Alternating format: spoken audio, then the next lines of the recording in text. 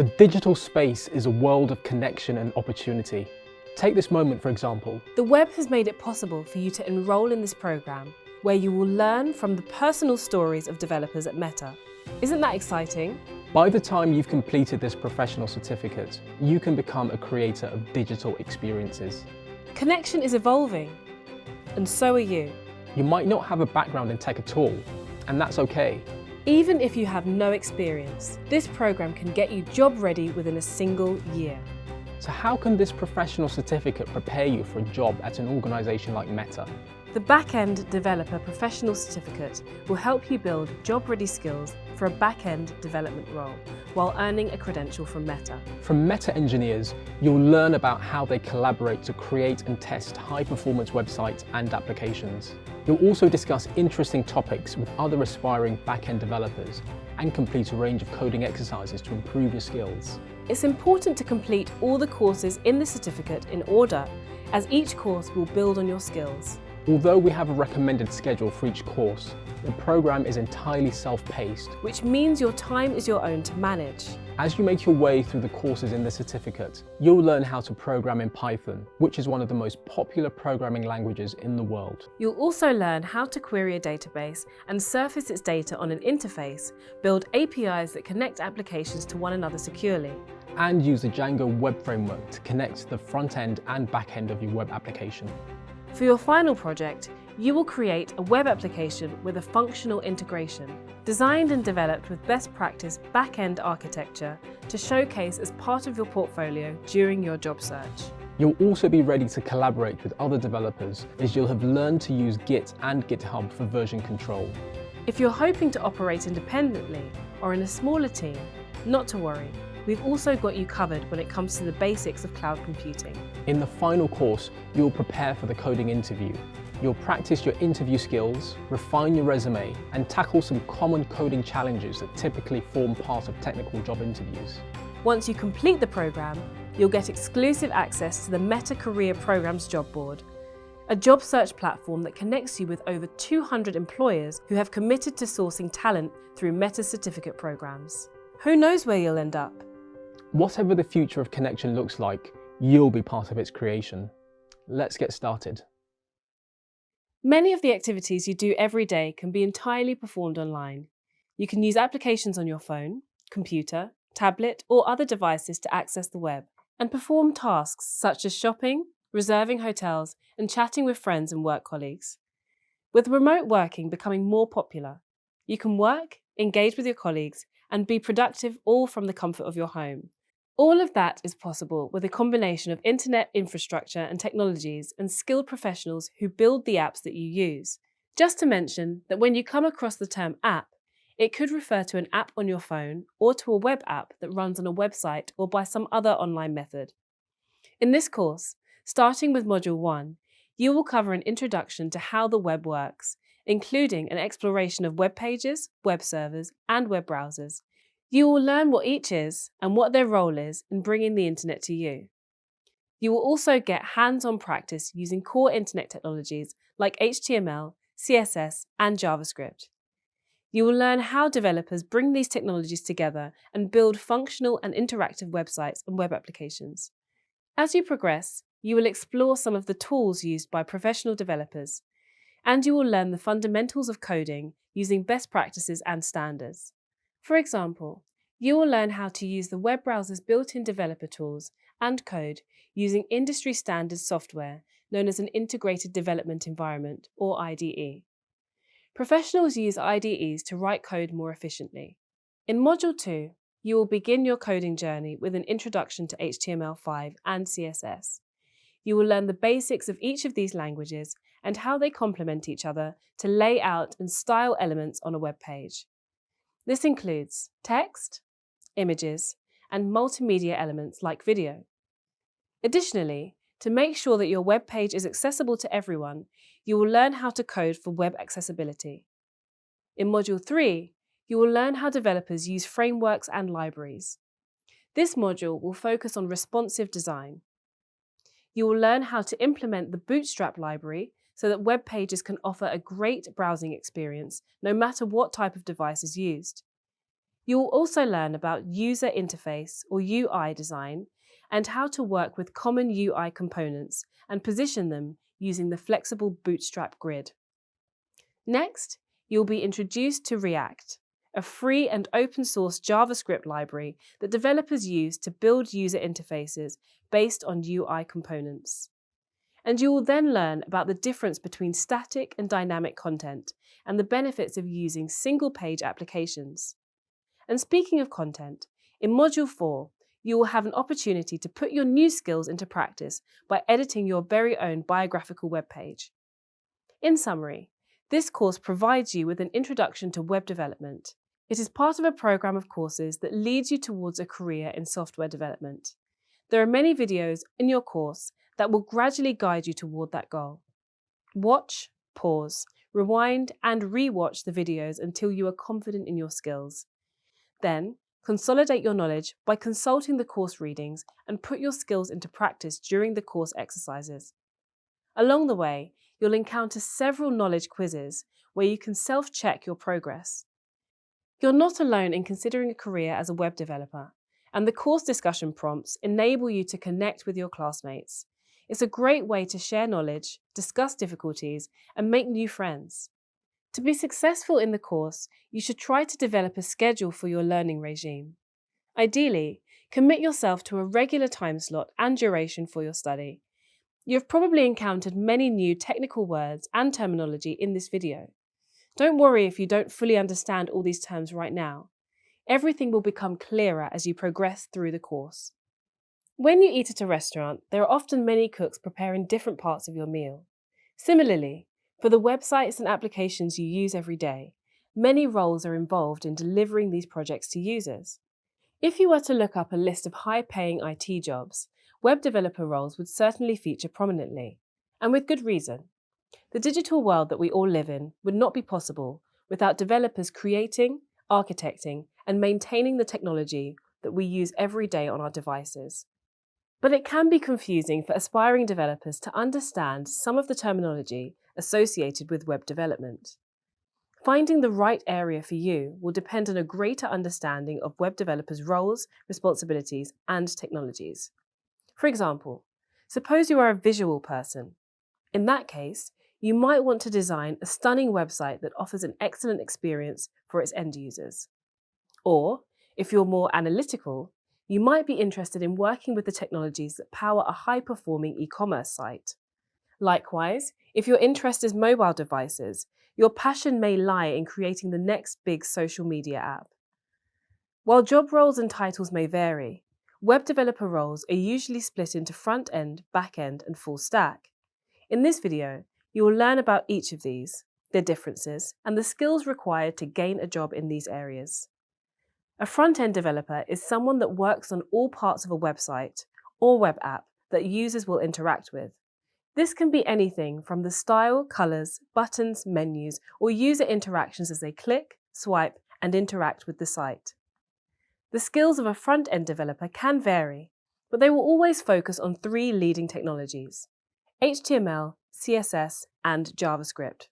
For example, suppose you are a front-end developer assigned the task of adding a newsletter sign-up option to the homepage of a website. In this case, you would use HTML to build the display elements, such as the input area for the user to type their email address and then the button to click to send it. You can then use CSS to position, color, and style these elements on the page.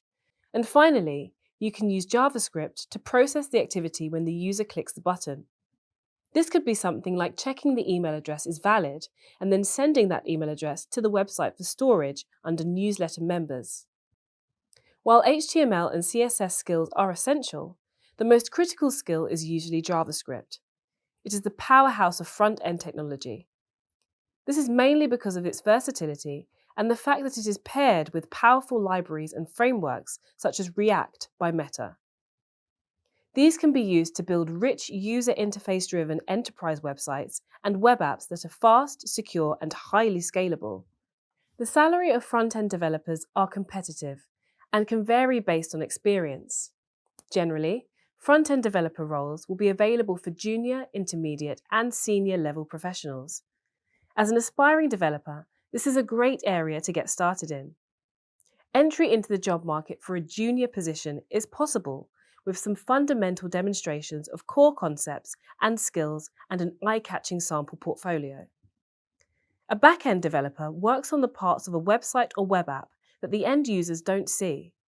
These activities occur behind the scenes, particularly on the web server, in the database, or in constructing the architecture.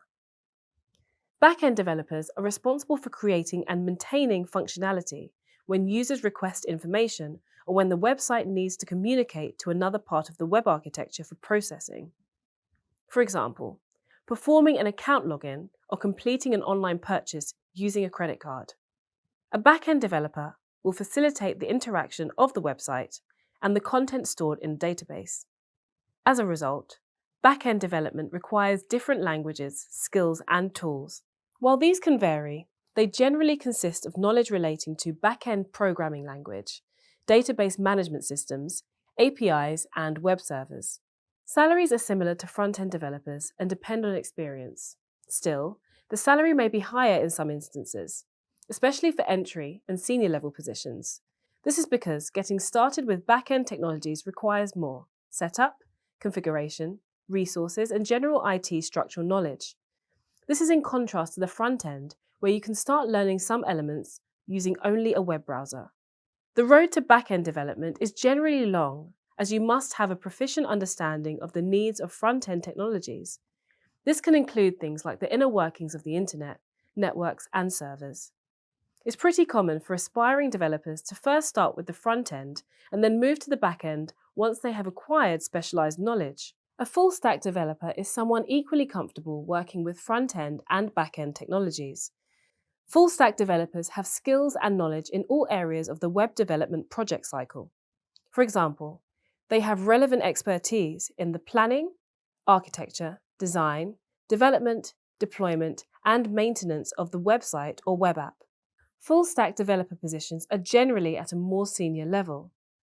It can take some time to gain the knowledge, professional experience, and skills to become a full-stack developer. As a result, roles in this area are in high demand and are some of the best paid jobs in the IT industry. Have you ever wondered how your app loads up so fast, or how when you keep on scrolling, the information comes back just as quick? We help to pretty much build snappy programs, build architectural solutions that can help you use your app well and efficiently. All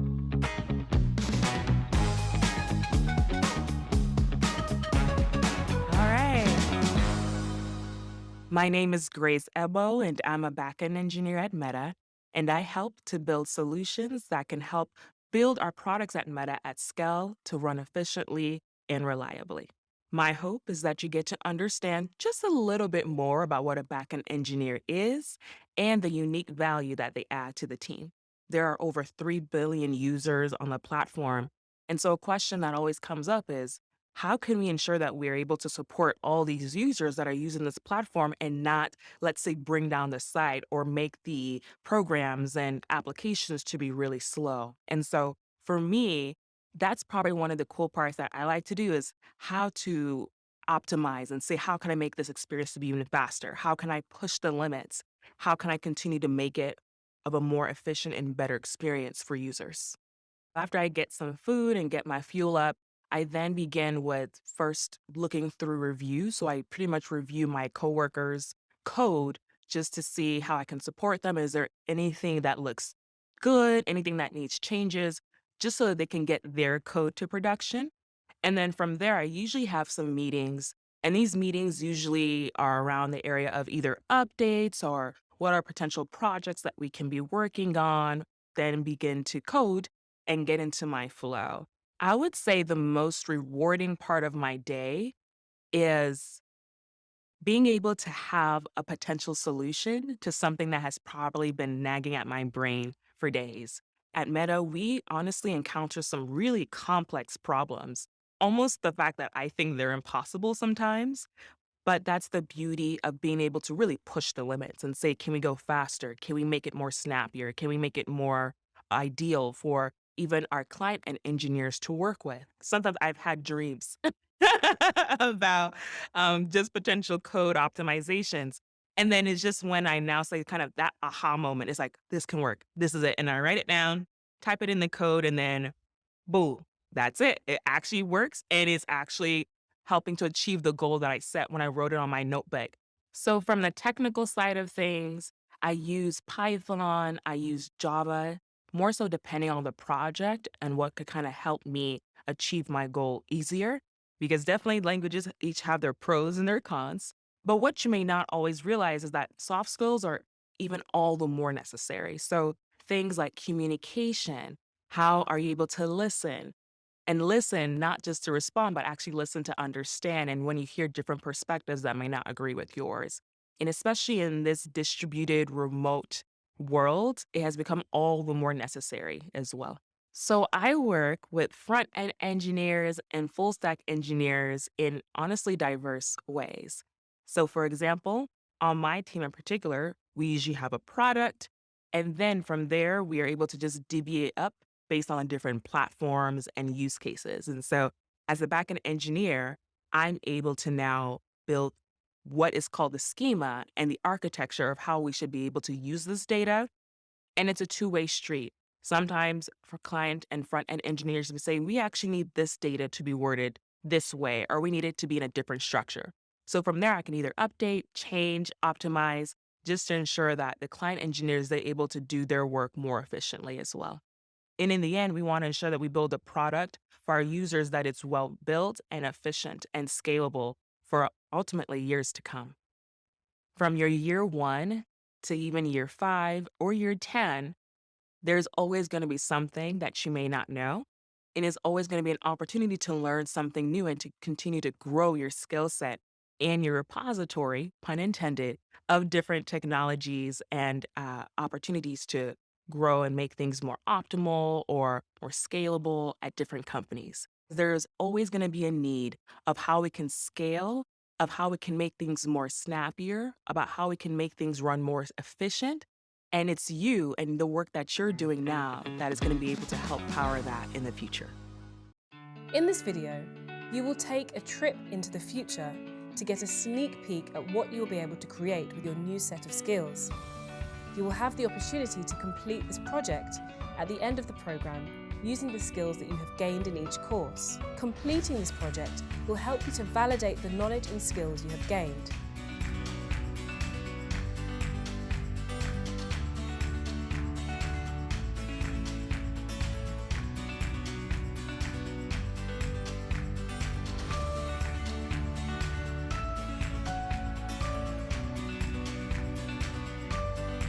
So, that's what you will be able to accomplish with your new set of skills. Pretty cool, right? And the best thing is that you'll get to showcase it for your next prospective employers. Hello and welcome. Did you ever find yourself searching for something online? How long did it take to get a response from your search? You search for something and you get a response back in no time. That's really something, isn't it? But did you ever think about how it all happens? In this video, I will guide you through the basics of how the internet works. Let's start at the beginning. You open your favorite app on your device and you're instantly connected to the world. This is all made possible because two devices connect and communicate via a wired or wireless connection, forming something called a network. You can connect multiple devices to this network, but this becomes very complicated very quickly as each device needs to connect to every other device to communicate effectively. This problem is solved by something called a network switch that connects multiple devices and allows them to communicate with each other. The network switch can connect to other network switches, and now two networks can connect. These network switches then connect to more network switches until you have something called an interconnected network. This interconnected network has another name that you might be familiar with. It's called the internet. When we use websites or video streaming services on the internet, these are provided by computers called servers. Our devices are called clients. This is known as the client-server model. The internet connects the entire world. Have you ever had a video call with someone on another continent? That video data traveled through large undersea cables connecting the world's networks, and these cables can transfer huge volumes of data per second. There are a lot more technical details that go into making the internet possible, but this is the main idea. Hopefully, this gave you the big picture of how the internet works. A server is a computer that runs applications and services, ranging from websites to instant messaging. It's called a server because it provides a service to another computer and its user, also known as the client. It's typically stored in something called a data center with hundreds or thousands of other servers, all running different services connected to the internet. There are many different systems in data centers to ensure that servers have continuous power, continuous internet connection, and are kept cool 24 hours per day. Did you know that there are data centers located all around the world? Many websites use these to allow you to access your content quickly from the data center nearest to you. The data center servers are built based on the server's purpose. For example, if the server is only to be used for storing images, it might have a lot of hard drive space, whereas a server computing complex calculations might need a fast processor and a lot of memory. This is usually referred to as the server hardware, the physical components of a server. Once the server hardware is installed in the data center, a piece of code can now run. The code that runs on the hardware is commonly known as software. One way I like to remember this is to think of hardware as something you can physically touch and is difficult to change, as you need to physically replace components. Software is soft or easy to change, you just replace the code running on the server. The services a server can run can vary, but in this video, you will learn about a type of server software known as a web server. A web server has many functions, which includes website storage and administration, data storage, security, and managing email. Another primary function is to handle something known as a web request. When you open a browser on your device and type the name of the website, it's the job of the web server to send you back to that website's content. This process is known as the request-response cycle, and you will learn more about it later. Web servers are also designed to respond to thousands of requests from clients per second. In this video, you learned about web servers and how they consist of hardware and software. You also learned that one of the primary roles of a web server is to respond to web requests from the client. You may have heard the terms web pages and websites, but what's the difference? A web page is a document that displays images, text, videos, and other content in the web browser. A website is a collection of web pages that link together. You've likely visited many websites this week. In fact, you're watching a video on one right now. Let's explore an example where you visit your favorite encyclopedia website. When you arrive at the homepage, it contains many links to different articles. Clicking on one of those links brings you to a new web page article, and that article links to even more articles on other web pages. If all these web pages have a similar address in the web browser's address bar, it can be safe to assume that they belong to the same website. However, the links on the page do not all have to link to the same website. They can also link to other websites.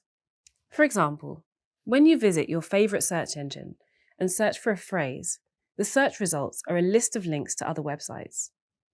Did you know that as I'm talking to you, thousands of websites are being launched to the internet? Every day, hundreds of thousands of websites are launched. To put things into perspective, the Great Pyramid of Giza has 2.3 million blocks of stone. So think about it. In 1 week, there are as many new web pages as stones in the Great Pyramid.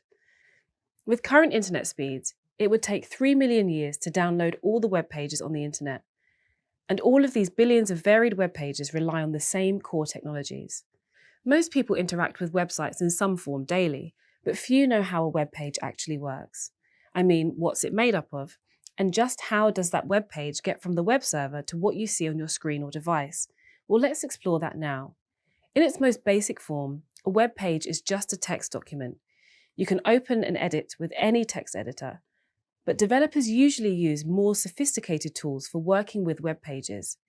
If you want to work with a web page, you need to know about 3 technologies and understand how they interact. They are HTML, CSS, and JavaScript. HTML structures the content you see. CSS controls the colors and style, and JavaScript is responsible for the user interaction. As a web developer, you will work with these technologies every day and understand how they work together. I always like to imagine it like this. Think of a shop. HTML is the actual building, the structure. CSS is the interior decoration and landscaping outside, and JavaScript is just like the business, the services offered, and the people coming in and out. Let me give you a brief overview of each of these technologies now. HTML stands for Hypertext Markup Language. It works by using something called markup tags. These tags describe the content that is displayed in the browser window. This content can be things like headings, paragraphs, images, and even multimedia elements such as audio and video. The way HTML describes the content is known as markup. CSS is short for cascading style sheets and adds visual enhancements like colors and layout to the web page. This is commonly known as styling. It works by enhancing the HTML elements and telling them how to display. Have you ever noticed a friend change their color or style of their hair? Well, your friend's hair is like the HTML, and the color and style is CSS. The last technology is JavaScript, which is a programming language built into the browser. JavaScript provides web developers with tools for interactivity, data processing, control, and action. Have you ever tried to log into a website only to be told that the information you provided was incorrect? Or browsed your favorite video streaming site and seen content update in real time? Well, that's JavaScript in action. JavaScript is the powerhouse of a web page. It has the ability to manipulate the content that you see on the screen as you interact with it. In fact, without JavaScript, websites would be kind of boring and very limited in terms of what you can do. Okay, you now know about the essential technologies a web page contains, but how exactly does this code get translated to display the content that you see on your screen? When a copy of that web page is sent from the web server to your browser, each line of code is processed in sequential order from first to last. As each line is interpreted, the browser creates the building blocks, which is the visual representation you see on the screen. This creation process is known as page rendering. The response from the web server must be a complete web page in order to fulfill the request to show the page in the browser. You will learn more about page rendering from the additional reading at the end of this lesson. And there you have it. You now have joined the exclusive group of developers who know how a web page works. You learned about the technologies that make up a web page and how they interact with each other.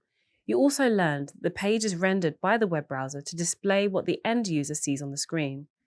In the time since you started watching this video, another few thousand websites launched. Every one of them is another example of modern web developers building and adding to the ever-growing internet. Are you ready to become one of them? You use a web browser every day on your devices, and you probably have one open right now watching this video. But do you really know how they work? In this video, you will learn what a web browser is and how it receives and displays content. Let's get started. A web browser, or browser for short, is a software application that you use to browse the World Wide Web. It works by sending a request to a web server and then receives a response containing the content that is to be displayed on the screen of your device. Once the browser is open on your device, there is the address bar where you input the address of the website that you want to visit. The address is commonly known as the Uniform Resource Locator, or URL for short. The URL contains the protocol, or the HTTP, the domain name, usually the name of the website, and the file path, or the path to the page that is displayed. When you make a request using this URL, the browser and server communicate using a protocol known as the Hypertext Transfer Protocol, or HTTP. Once the web browser receives the content, it displays it on the screen of your device. This exchange of information is made possible by something known as the request-response cycle. Now, let me demonstrate this using an example many of us are familiar with, searching the web. First, you open a web browser, which is a software application. Next, you type the name of your favorite search engine. The name you type contains something called a domain name. Then, when you press enter, the web browser sends a request across a network and connects to another computer on the internet called a web server. The web server is a special type of computer that allows other computers to make requests for data. The web server responds by sending a web page back to the browser. Once the browser receives all the response information, the search engine web page is made visible. The web page is a coded document that is rendered by the browser and then presented visually to you, the end user. Now that the search engine web page is loaded in the browser, you interact with that page to search for what you want to find. For example, type restaurants near me in the search bar and press the search button. Once again, the browser prepares and sends a request to the same search engine web server.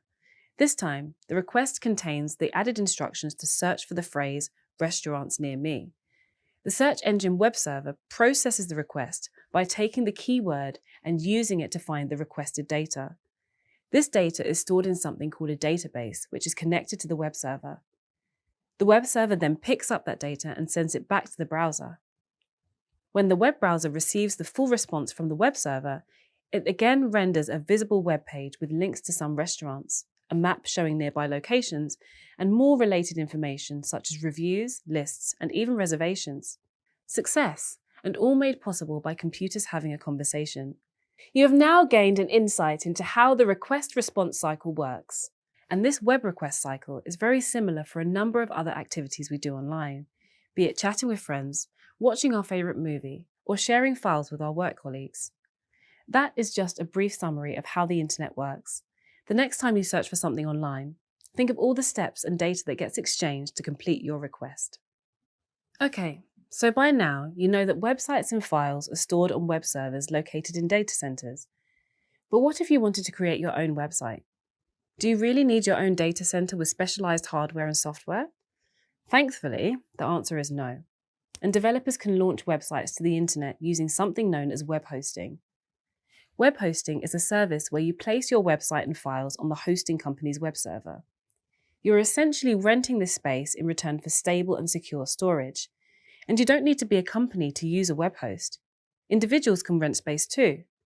In this video, you will learn about the different types of web hosting services that you can use for your websites and web applications. First, let me share with you some of the different hosting options available. These can include shared hosting, virtual private hosting, dedicated hosting, and cloud hosting. Let's explore each of these hosting types in a little more detail now. The cheapest form of web hosting is known as shared hosting. You pay for a location on a web server containing many web hosting accounts with shared hosting. This means that you also share the server's processing power, memory, and bandwidth with other websites that might slow your performance. This option is best for a small website with a small number of visitors. Many developers also use this as a low-cost sandbox environment to practice deploying or hosting their personal websites. Some companies offer free shared hosting, but with limitations, and often have advertisements embedded in the web pages.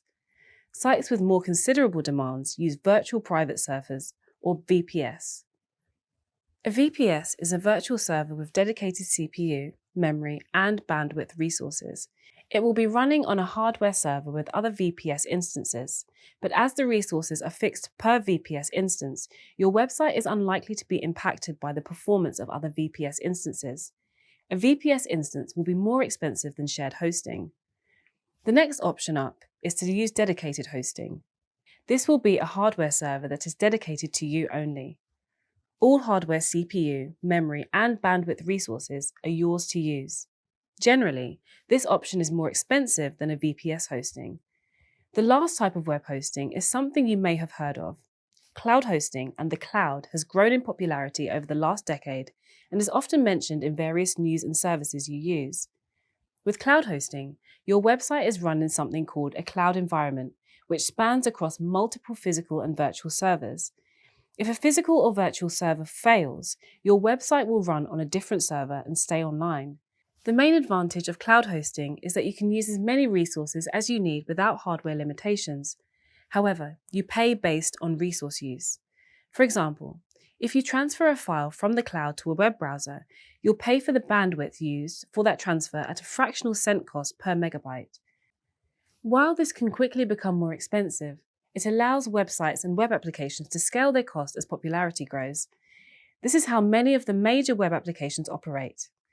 In this video, you learned about web hosting and the different hosting options available to individuals and companies. Soon you will build your very first website.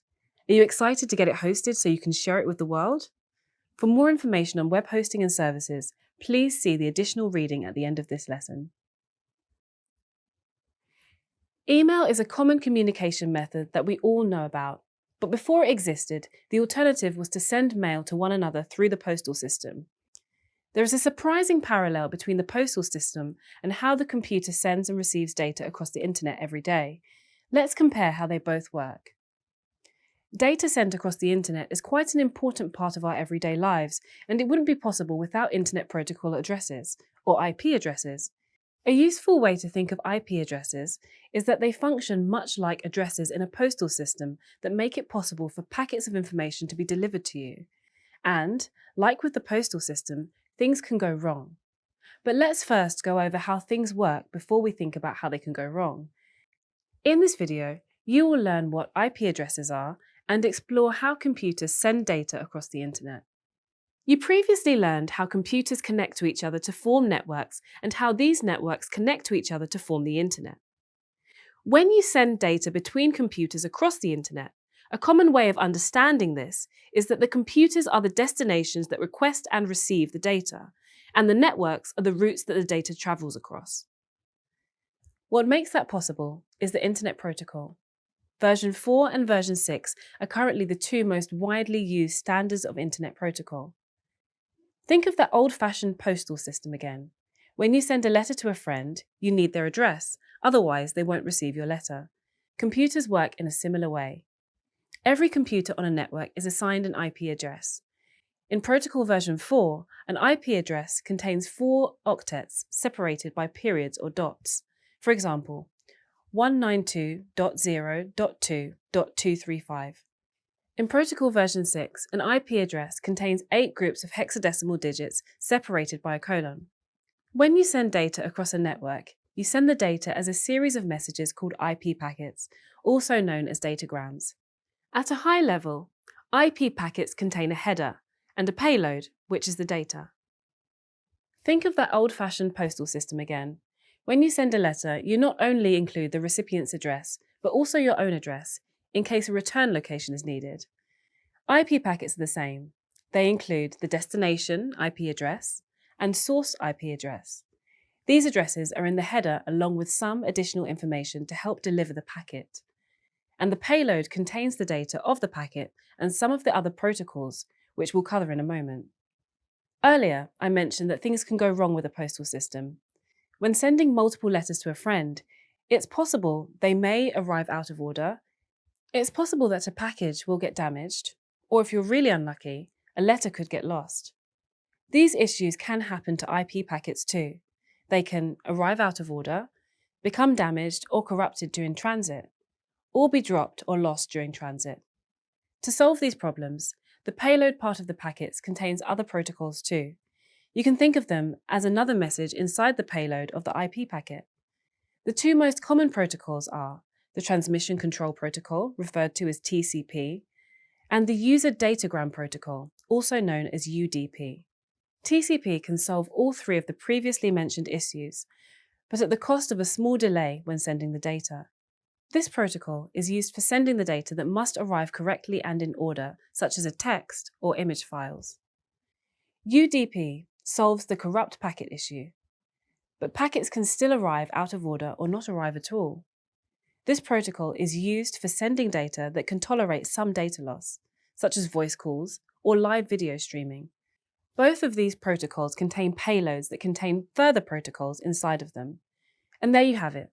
The internet uses internet protocols, much like an old-fashioned postal system. These protocols can help to make sure that data arrives in order, does not become corrupted or lost or dropped during transit. Now you're able to explain how IP addresses work and how computers send data across the internet. Have you ever noticed the lock icon beside the URL in your web browser? This means that HTTPS, the secure version of HTTP, is being used. HTTP is a core operational protocol of the World Wide Web. It is what enables your web browser to communicate with the web server that hosts a website. HTTP is the communication protocol you use whenever you browse the web. HTTP stands for Hypertext Transfer Protocol. It is a protocol used for transferring web resources such as HTML documents, images, styles, and other files. HTTP is a request-response-based protocol. A web browser or client sends an HTTP request to a server, and the web server sends the HTTP response back to the browser. Next, let's start exploring the makeup of an HTTP request. An HTTP request consists of a method, path, version, and headers. The HTTP method describes the type of action that the client wants to perform.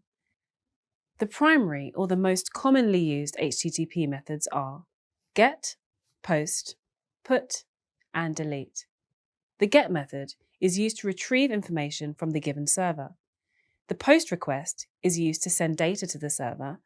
The put method updates whatever currently exists on the web server with something else, and the delete method removes the resource. The path is the representation of where the resource is stored on the web server. For example, if you wanted to request an image from a page in a website, then the URL in the address bar would need to contain the full path to that particular file on the web server, such as example.com/images/image.jpg. There are multiple versions of the HTTP protocol. I won't explore these right now, but I want you to be aware that versions 1.1 and 2.0 are the most used. Finally, there are the headers. Headers contain additional information about the request and the client that is making the request. And for certain request methods, the request will also contain a body of content that the client is sending. Now, let's cover some details about the makeup of an HTTP response. HTTP responses follow a format similar to the request format. Following the header, the response will optionally contain a message body consisting of the response content, such as the HTML document, the image file, and so forth. HTTP status codes contained within the header indicate if the HTTP request successfully completed. The code values are in the range of 100 to 599 and are grouped by purpose. The status message is a text representation of the status code. During your web browsing, have you ever encountered pages that display 404 error not found or 500 errors, server is not responding? These are HTTP status codes. I want to briefly explain to you about the status codes and their grouping. There are 5 groups of status codes. They are grouped by the first digit of the error number. Informational is grouped from 100 to 199. Successful responses are grouped from 200 to 299. Redirection message are from 300 to 399. Client error responses range from 400 to 499, and server error responses are from 500 to 599. Information responses are provisional responses sent by the server. These responses are interim, before the actual response. The most common information response is 100 continue, which indicates that the web client should continue the request or ignore the response if the request is already finished. Successful responses indicate that the request was successfully processed by the web server, with the most common success response being 200 OK. You're receiving these responses every day when you receive content successfully from a website. The meaning of OK depends on the HTTP method. If the method is GET, it means that the resource was found and is included in the body of the HTTP response. If it's POST, it means that the resource was successfully transmitted to the web server. And if it's PUT, the resource was successfully transmitted to the web server. Finally, if the method is DELETE, it means the resource was deleted. Redirection responses indicate to the web client that the requested resource has been moved to a different path. The most common response codes used are 301 moved permanently and 302 found. The difference between the redirection messages 301 and 302 is that 302 indicates a temporary redirection. The resource has been temporarily moved. When web browsers receive these responses, they will automatically submit the request for the resource at the new path. Client error responses indicate that the request contained bad syntax or content and cannot be processed by the web server. The most common codes used are 400 is used where the web browser or client submitted bad data to the web server. 401 is used to indicate that the user must log into an account before the request can be processed. 403 is used to indicate that the request was valid, but that the web server is refusing to process it. This is often used to indicate that a user does not have sufficient permissions to execute an action in a web application. 404 is used to indicate that the request resource was not found on the web server. Server error responses indicate that a failure occurred on the web server while trying to process the request. The most common code used is 500 internal server error, which is a generic error status indicating that the server failed to process the request. Now, have you ever bought something online and needed to enter your credit card information? You wouldn't want someone else to get this information from the HTTP request, right? This is where HTTPS is involved. HTTPS is the secure version of HTTP. It is used for secure communication between two computers so that nobody else can see the information being sent and received. It does this by using something called encryption. We won't cover encryption right now. Like in HTTP, the requests and responses still behave in the same way and have the same content. The big difference is that before the content is sent, it is turned into a secret code. Only the other computer can turn the secret code back into its original content. If someone else was to look at the code, it wouldn't be understandable. You use HTTPS every day. This is the lock icon you see beside the URL in your web browser. Okay, before I finish, I want to leave you with a brief summary of HTTP. Firstly, it is a protocol used by web clients and web servers. It works to transfer web resources such as HTML files and is the foundation of any data exchanges on the web. Also, remember that by using HTTPS, we send the information securely. Requests are sent by the client, usually a web browser, and the server replies with responses, which may be the return of an image or an HTML page.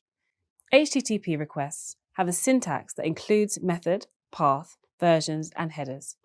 HTTP responses follow a similar format to the request, and HTTP status codes indicate whether the HTTP request successfully completed. The status code is a 3-digit number that corresponds with groups representing different types of results. Well, now you know how the HTTP protocol request and response cycle works. You know about its methods and the elements that make up an HTTP request. Good job. The web pages you visit every day are based on 3 core technologies: HTML, CSS, and JavaScript. Together, they enable you to create web pages and applications so you can offer any content you have seen online. In this video, I will demonstrate 2 examples you can create using these technologies. This is to help you understand how they interact with one another. Don't worry, you won't need to deal with the details of the 3 languages just yet. In the first example, I'm building a web page that displays a digital clock. It shows the hour, minutes, and seconds. The time is updated every second. I will work with 3 files, an HTML, a CSS, and a JavaScript file, and you will explore the purpose of each one of them. To create the clock element, let's first define our HTML code in a file called clock.html. The HTML code has an element that describes the content in hours, minutes, and seconds. If I only use the HTML file, the content would be shown without any style, positioning, or sizing, just simply as a display of 6 zeros representing time in the format of hours, minutes, seconds. To apply styles to the HTML element, the HTML code references a CSS file called styles.css. The web browser retrieves the styles.css file and processes it. The CSS code provides styling for the clock. It tells the browser the position, size, color, background, and font type and size of each element on the screen. With that information, the browser updates the content and the sequence of zeros and colons now display a digital clock. Finally, we need to ensure the clock updates with the correct time. This is where JavaScript comes in. The HTML references a JavaScript file called clock.js. The browser will retrieve clock.js and process it. The JavaScript file contains code that every second updates the content of the hour, minute, and second elements. With the 3 files created and linked together, your clock is fully functional. The clock example demonstrates JavaScript dynamically updating content. JavaScript can also be used for interaction. The next example demonstrates how JavaScript can be used interactively. It's a web page that plays a video. Below the video, there is a button that plays or pauses the video. The button contains a play icon. My HTML page describes the content, which is the video element and the play button element. The HTML code references a CSS file that the browser retrieves. It applies the styling to the video and button. The code in the HTML file also references a JavaScript file. The browser will retrieve the videoplayer.js file and process it. In our example, the code in the JavaScript file performs 4 actions. Firstly, it registers a listener on the button that will execute some code when the button is clicked. The second function is that when the code runs, it checks the current state of the video. The result of that check is, if the video is currently stopped, it begins playing the video and changes the button's icon to a stop icon. Or, if the video is currently playing, it stops playing the video and changes the button's icon to a play icon. Using the 3 files, you create a fully interactive video player. A summary of your functioning video player application is, When the user first sees the page, the video will be stopped by default. When they click the play button, the button will change to a stop icon and the video will begin playing. When they click the button again, it will change back to a play button and the video will stop playing. I hope those examples give you an idea of how the three core files link and work together. In both the clock and video examples, the HTML file referenced the CSS and the JavaScript files. The CSS file is called on to format and style your application, and the code in the JavaScript file implements the core functions of the app and user interactivity. When you're doing something online, you are likely to encounter web pages, websites, and web applications. But how do they differ? As a developer, how do you decide which one to create? Let's explore the main features of each one. A typical web page is one single page that consists of HTML, CSS, and JavaScript. It displays images, text, videos, and other content in the web browser. If a web page is one single page, then a website is a collection of web pages that link together under one domain name. You've likely visited many websites this week. You know when you visit your favorite encyclopedia website and the homepage has a lot of links to different articles? Clicking on one of those links brings you to an article on a new web page. And that article links to more articles on other web pages. Well, since all of these web pages exist under the same domain name, they are a website. The technical term for a link you click on is a hyperlink. This is because they link to hypertext content. Remember that HTML is hypertext, markup language. However, links themselves don't have to link to the same website. They can also link to other websites. For example, when you go to your favorite search engine and search for a phrase, the search results are a list of links to other websites. You'll explore more about hyperlinks later. By now, you should probably know the difference between a web page and a website. But what about a web application? This is where the definitions get a little more blurred.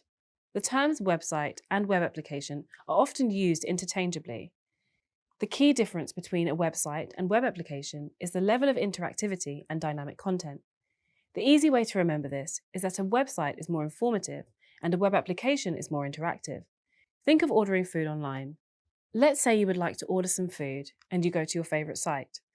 The browser then displays a web page. You select some food from the menu and submit your order.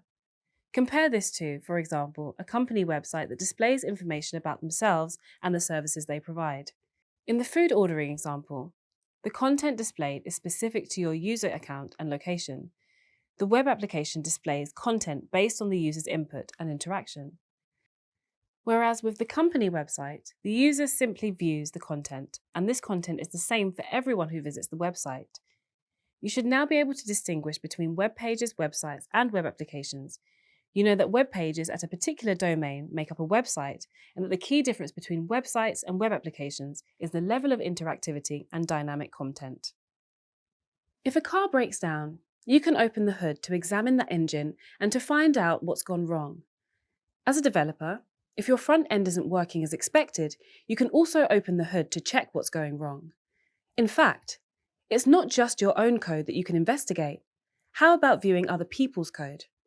By the end of this video, you'll be able to access and make use of common web browser developer tools. Most web browsers come equipped with a set of developer tools that allow developers to inspect their HTML, CSS, and JavaScript code. Also, to trace HTTP requests to the web server, investigate performance issues, and review web page security. Let's find out more by exploring the homepage of the Little Lemon Cafe. To begin, I've just opened the Little Lemon Cafe's web page on my Chrome browser. On the homepage, I can view their menu, but I want to explore the HTML structure of this menu. To do that, I need to open the developer tools. To open the developer tools in Chrome, press the F12 key on your keyboard for PC or Command-Option-J on Mac. Alternatively, you can right-click on the web page and select Inspect. There are various tabs on the top row of developer tools that provide different functionality. In this video, I'll give you a high-level explanation of some of the most used tools. First, let's open the Console tab. This tab outputs JavaScript logs and errors from your web application. The Sources tab shows all content resolved for the current page. It includes HTML, CSS, JavaScript images, and videos. With the Network tab, you can inspect the timeline and details of HTTP requests and responses for the web page. The Performance tab shows what the web browser is doing over time. It is useful if your web application is running slow because you can pinpoint the functions that are taking the most time. The Memory tab displays the parts of your code that are consuming the most resources. Finally, let's check the most used tab, the Elements tab. You can use this tab to inspect the document's HTML elements and their properties.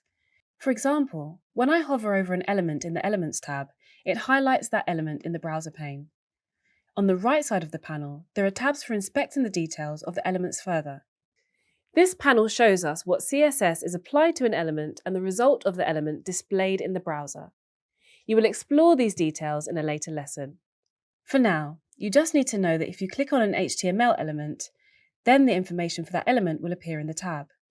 Now, I'm going to demonstrate a fun trick. If you double-click the HTML, you can edit it in the web browser. For example, if I select the R menu body element, then I can change the first item in the menu from chicken burger to turkey burger. This doesn't change the content on the web server. It only updates it for me while the web page is open. If I open the web page again, it will reset. The web browser developer tools are a valuable part of your development toolkit to help you investigate and diagnose problems. And you now know how to access and make use of them. Great work. You are developing solutions, but you need to save some time and build faster. What if some of your build problems have already been solved for you? Well, it's true. Someone has already figured out many key development processes, and they are contained in frameworks and libraries that are used every day in software development. So, what exactly are frameworks and libraries? Let's say you are not a developer, but instead you work as a carpenter. You make chairs and sell them online.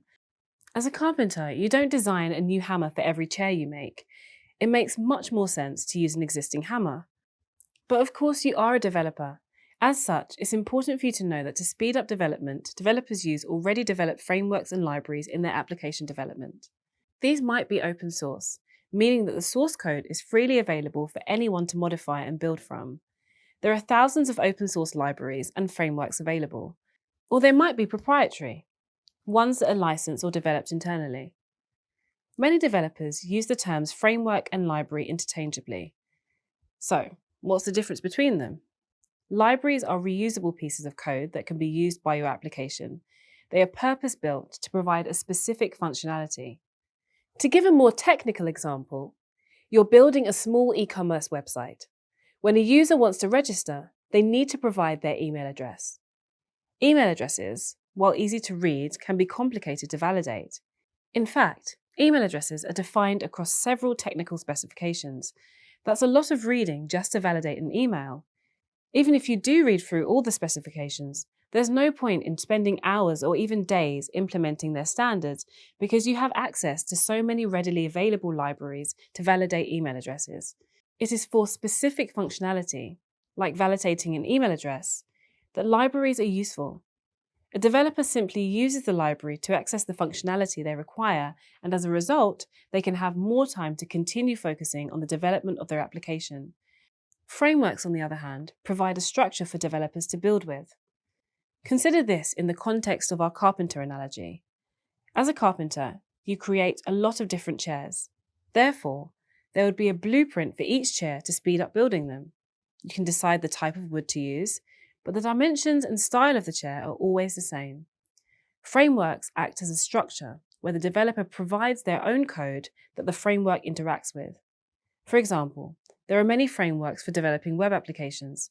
These frameworks handle functionality that is common to all web applications, such as receiving HTTP requests and sending HTTP responses. The developer then adds their own code that implements the functionality of the web application. For instance, with the e-commerce website example, a framework would handle receiving HTTP requests. The developer would implement code that processes the request and returns the response from which the framework would send a response over HTTP. Now, let's compare how the frameworks relate to libraries. Most frameworks use many libraries. The libraries that the framework uses can be used by your application. If you wish, your application can also use other libraries. You also need to consider when to use a framework and when to use a library. Frameworks are considered opinionated, and libraries are considered unopinionated. This is defined as the degree of freedom available to the developer to choose how to code a feature. The opinionatedness will vary between frameworks, but by definition, they will always be more opinionated than a library. Frameworks define the libraries, flow, and control of an application. Whereas with libraries, those are left to the developer to decide. As with everything, there are advantages and disadvantages to both. Frameworks are a great way to reduce development time and to enforce a structure on how code is written. They have many best practices already in place and contain most of what is needed to develop an application. However, sometimes you may find that the way you need to code something doesn't fit into the structure of the framework. Other times, you may find that some of the libraries the framework uses may conflict with a library that you are required to use and cause compatibility issues. If an application is built without a framework, the developer will need to decide on the set of libraries they wish to use to achieve the functionality they must deliver. They will also need to take care that the selected libraries can work together. The upside to this is that they can replace libraries as needed. For example, if a new, better library is released, the developer can replace the usage of the old library. This is much easier than replacing a framework. Frameworks and libraries give you the opportunity to reuse existing web app functions. This can result in faster development, fewer errors, and more time for you to spend on the essential features of your application. Instead of reinventing the wheel, you can use frameworks and libraries that are designed specifically to help your web app development processes. Every day, you access information on your phone, like reading the news, purchasing goods and services, or communicating with friends over social media. But how is all this information transferred behind the scenes?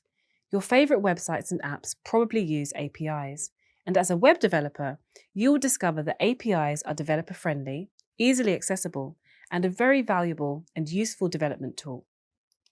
API is the acronym for Application Programming Interface.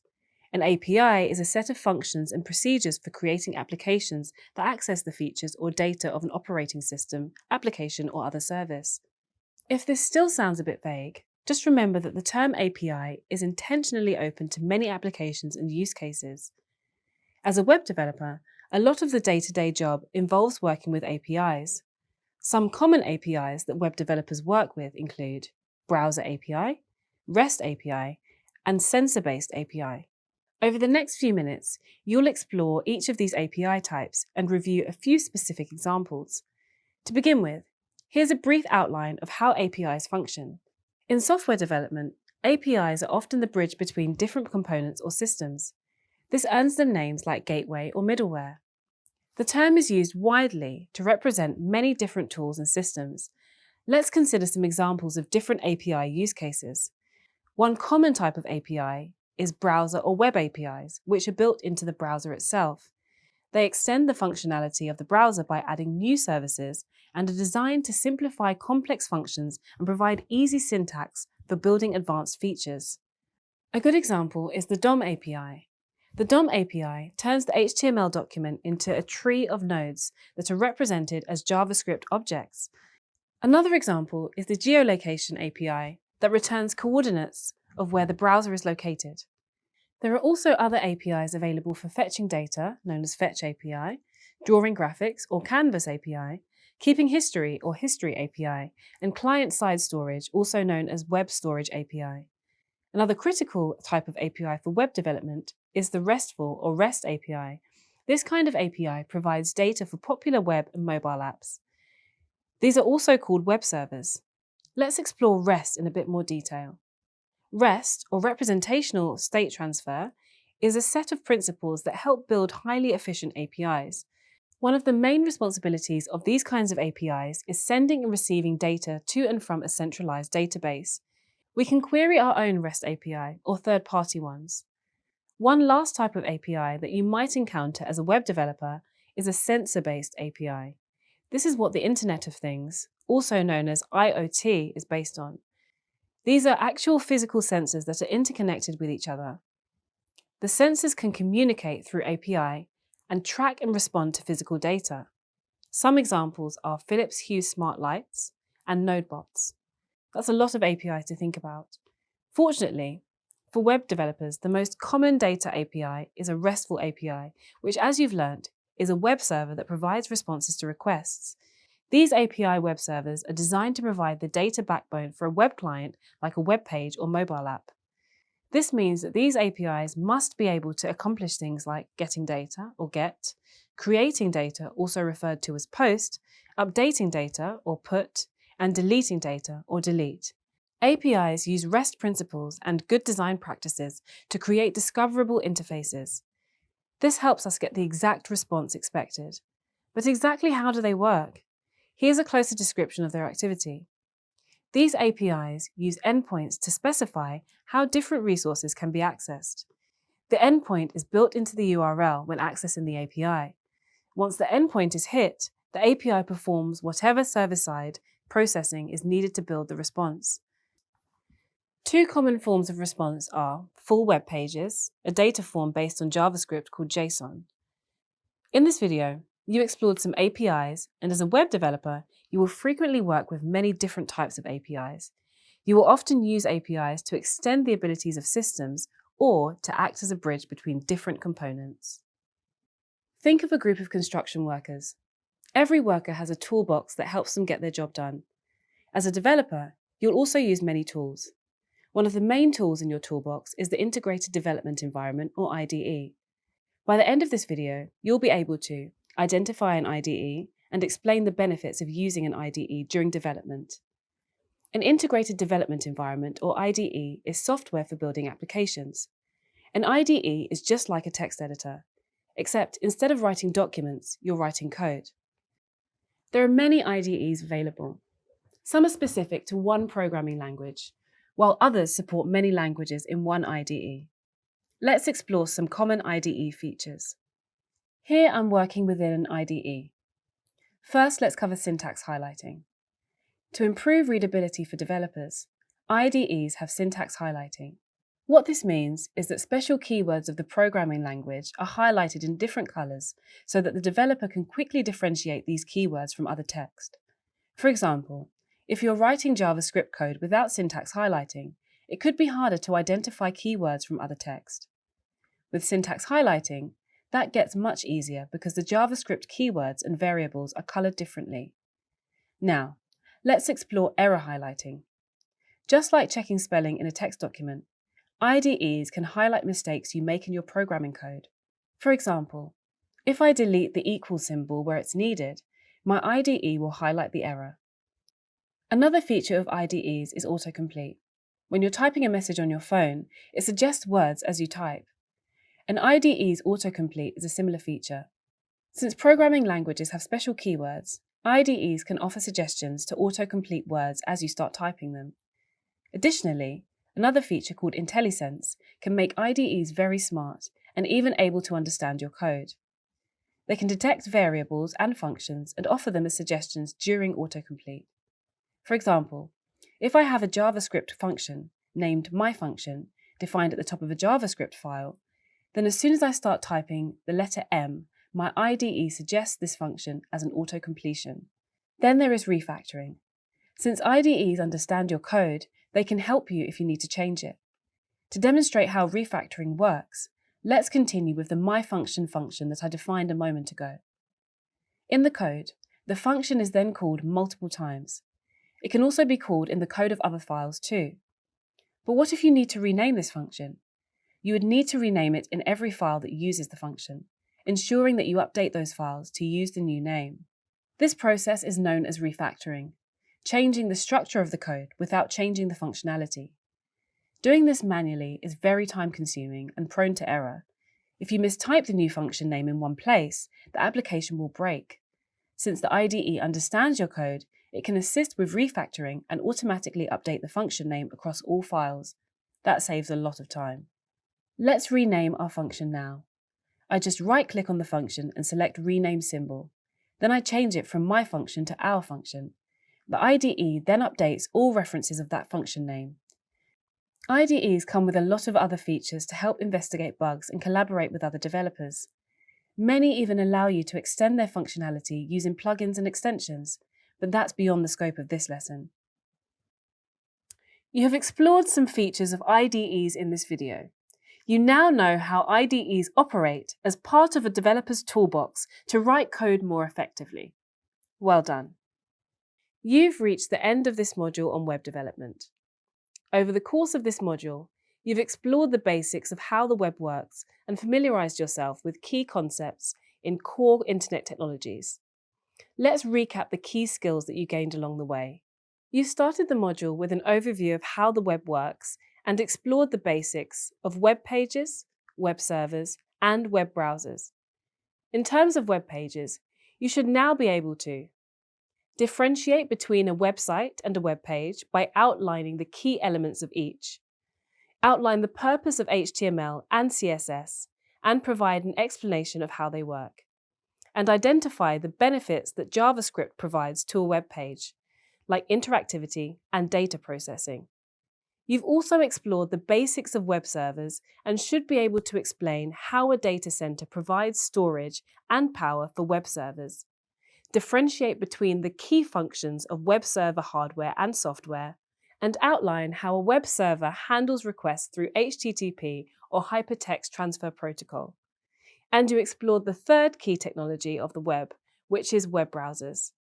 Following this exploration, you should now be able to explain what a web browser is, describe how a web browser receives content from a web server and displays it for users, and outline the request-response cycle. After your study of how the web works, you investigated core internet technologies. You should now be able to explain the concept of IP addresses and how they facilitate the transfer of data across the internet, demonstrate an understanding of how HTTP functions and identify common HTTP methods, and outline how HTML, CSS, and JavaScript interact with one another to generate web pages. Differentiate between a web page, website, and web app. Identify the front end and back end of a web app, and list common web browser developer tools. And finally, you should be able to demonstrate an understanding of libraries and frameworks, along with their advantages and disadvantages. Identify an application programming interface, or API, and explain how it's utilized in application development, and explain the purpose and benefits of an IDE, or integrated development environment. Now that you have completed this module, you should be able to demonstrate your knowledge of the basic concepts of how the web works, and you've also demonstrated your understanding of core internet technologies. You've made a great start on your learning journey. Excellent work. When a team of builders begin constructing a building, one of their key tasks is to assemble the frame. It doesn't matter what kind of building it is. It always starts with a frame of beams and rafters. Once in place, the frame guides the rest of the construction. If you compare a building with a web page, an HTML document is a lot like the frame. It's a basic structure assembled with different components such as tags and elements. In this video, you will learn about HTML documents and the difference between HTML tags and elements. To begin, let me tell you a short story about where it all started. Sir Tim Berners-Lee, a physicist, often thought about how he and his colleagues from around the world would share information. You were so used to browsing information online that it might seem a silly thing to ponder about. Actually, that question was very relevant at the time and started the development of HTML. Would you like to explore the very first web page? I know just where to find it. The first web page was created in 1989 by Sir Tim Berners-Lee. He worked at the European Organisation for Nuclear Research, or CERN, and originally proposed HTML. The first version of HTML was released in 1991, along with the first web browser and web server. HTML stands for Hypertext Markup Language. But what does that mean exactly? Hypertext is text which contains links to other text. Markup refers to tags and elements used within a document. For now, let's just focus on some of the basics of HTML. HTML is simply a text file with a specific structure that consists of elements and tags. Also take note that HTML files usually have a .html suffix. For instance, when you visit a website, the first page that is returned to the browser is often called index.html. Now, let's explore what HTML tags and elements are. Each HTML element consists of an opening tag enclosed in angle brackets. For example, to create a paragraph, you type a left angle bracket, the letter P for paragraph, and then a right angle bracket. Most elements are paired with a closing tag, which has a / after the left angle bracket. For example, you close a paragraph element with a left angle bracket, a /, the letter P, and a right angle bracket. HTML elements usually have some content inside them. For example, between the opening and closing tags of a paragraph, you add the text of the paragraph you want to write. HTML elements can also contain other elements. For example, you can add an italics element inside a paragraph element to make text appear in italics. But elements can also be empty or self-closing, meaning they do not have a closing HTML tag. One example of a self-closing element is the line break tag. You can add a line break tag in a paragraph tag to move content to the following line by typing left angle bracket, the letters BR, then right angle bracket. At the end of a self-closing tag, you simply add a right angle bracket, but you can also close the right angle bracket by typing a / right before it. Now that you know what elements and tags are, you will explore what HTML standards are. The rules and structure for elements and tags are known as the HTML specification.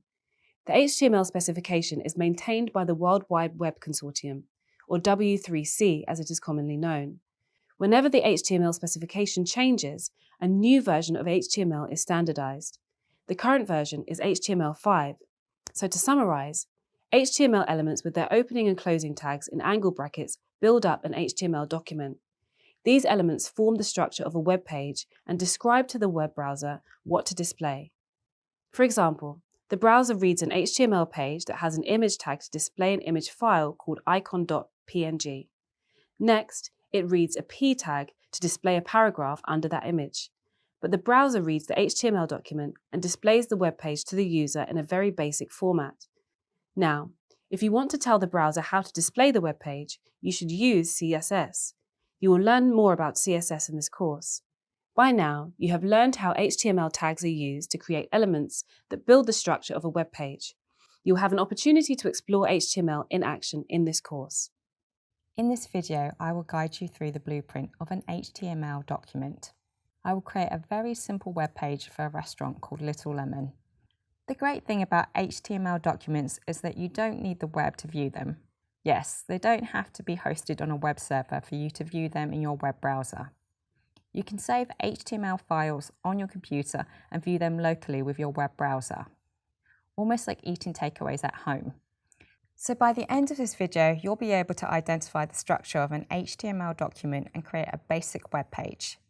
To create an HTML file in Visual Studio Code, I right-click in the Explorer panel and select New File, name it index.html. By now, you know that HTML documents are made up of elements and tags.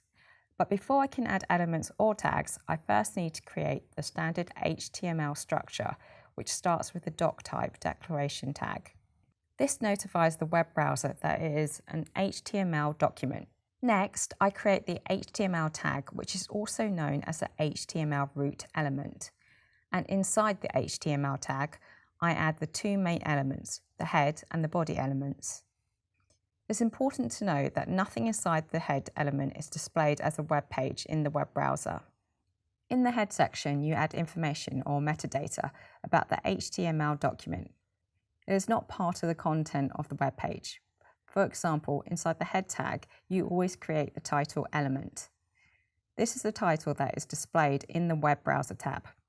I can also link to CSS files and define meta tags in the head section. Meta tags can, for instance, specify the description of the web page, keywords for search engines, and the author of the web page. Next up, I add the content of the web page inside the body tag. The body can contain elements such as headings, paragraphs, images, and videos. Okay, let me start by adding a main heading on the web page by using the h1 tag. Inside the h1 tag, I type the heading Our Menu. That's good.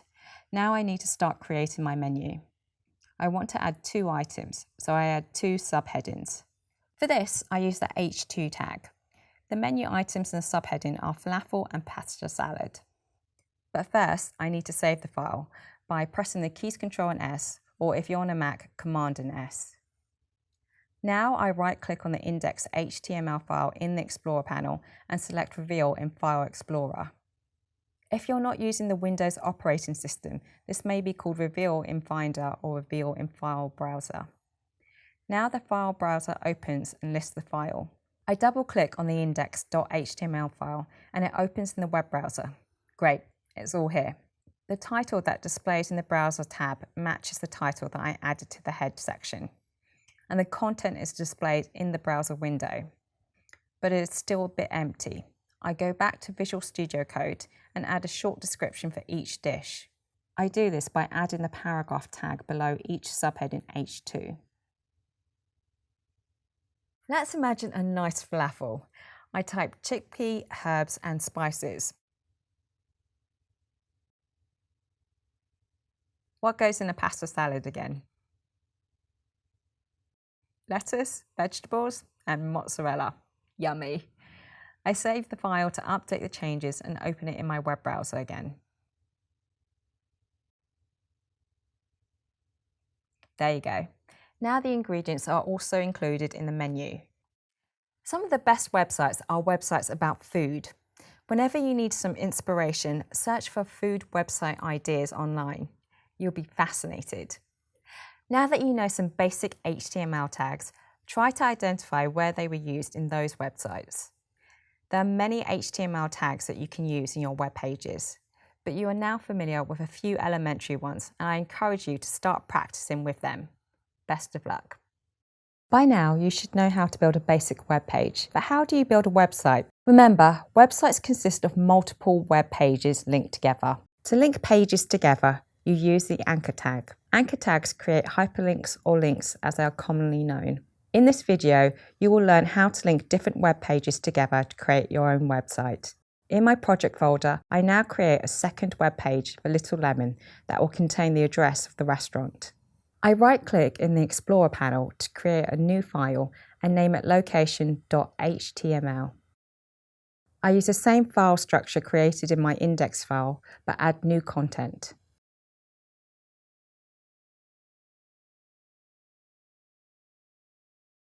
I add a new H1 tag for the heading and type our location. Next, I add a paragraph tag and insert the address, 123 Home Road, Main District, Capital City.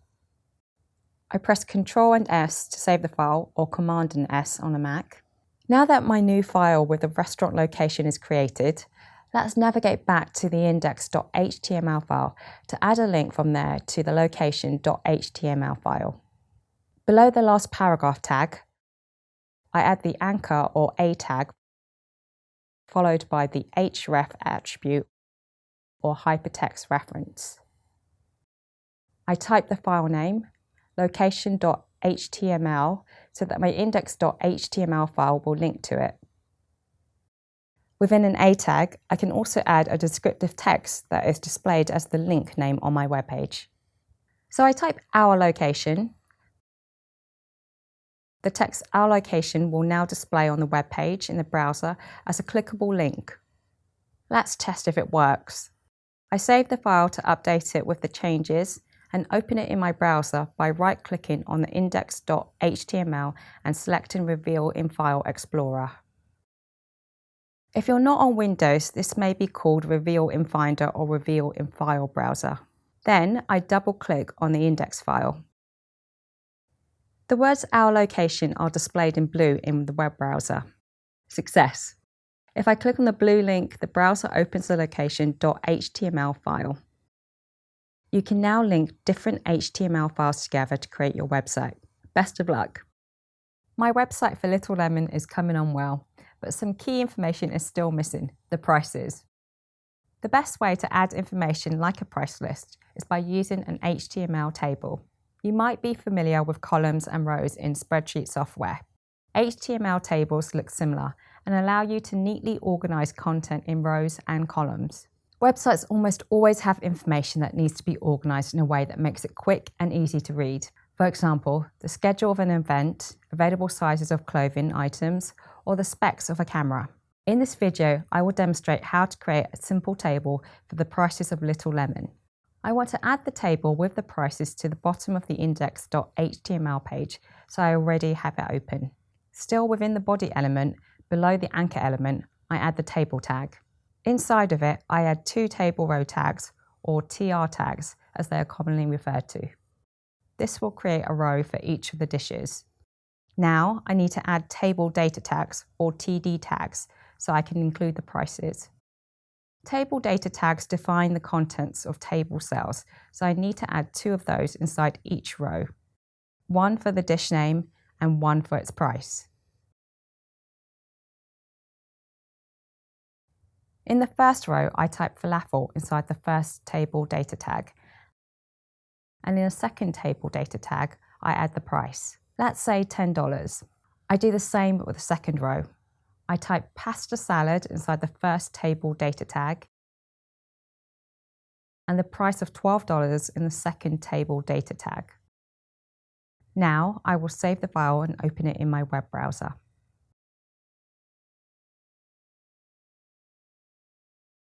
Great, the prices display at the bottom of the web page. The table is not displayed like a regular table at the moment, but I will style it soon. To make it more clear for my users, I'm going to add headers to the columns now. To do this, I add a new row to the top of the table with the new row tag,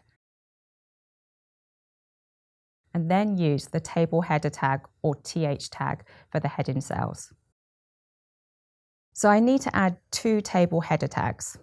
I type dish in the first column's heading and price in the second heading. I save the HTML and refresh it again to check the update in the browser. Yes, the page layout is now better. The information is presented much clearer now that the columns have headings, but it is not displayed like a table yet. I will add a bit of CSS to improve the styling of the table. Don't worry about the details of that just yet. But I would like to add a little bit of magic now to get you excited about styling. I would do this by adding a style tag. I will add a 1 pixel border around the table.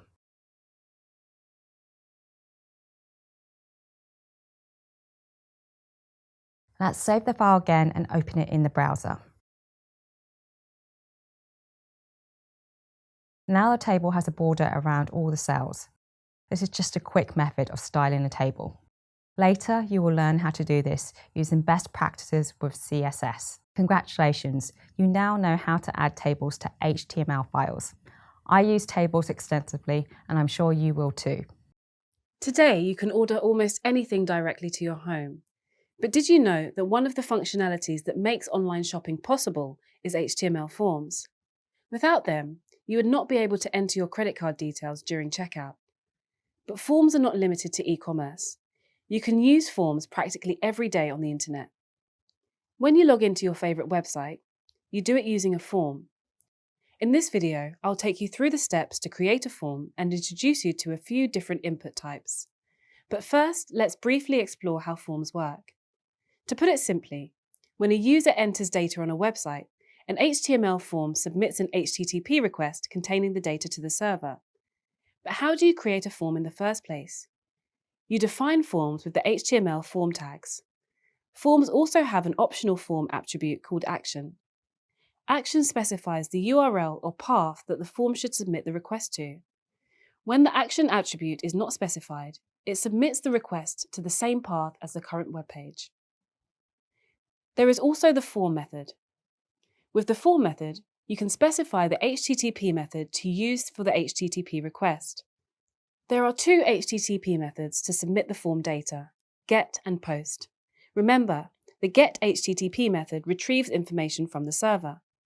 The POST HTTP method sends data to the server.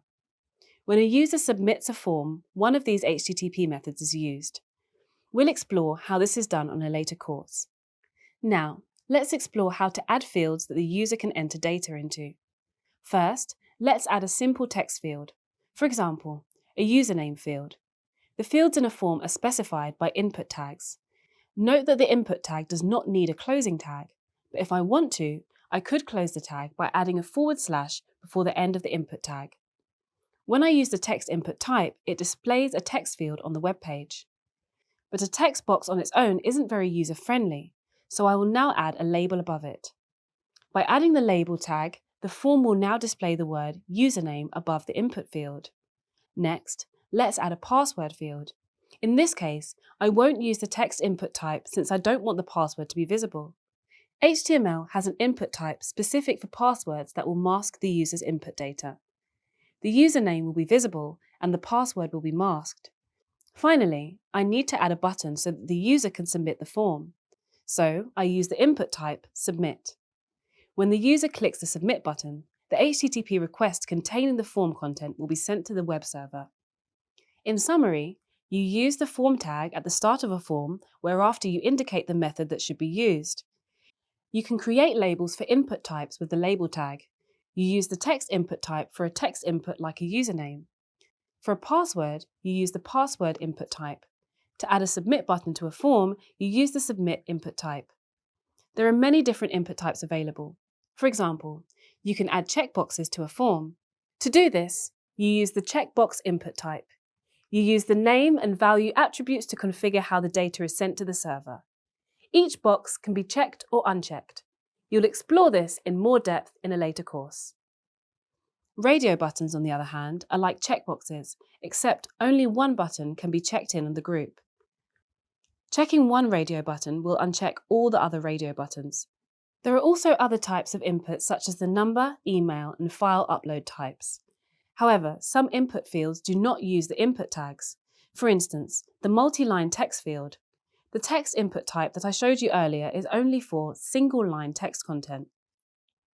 To allow users to enter multiple lines of text, I need to use the text area tag instead of text input type. Another type of input that does not use the input tag is a drop-down list which contains items that the user can select.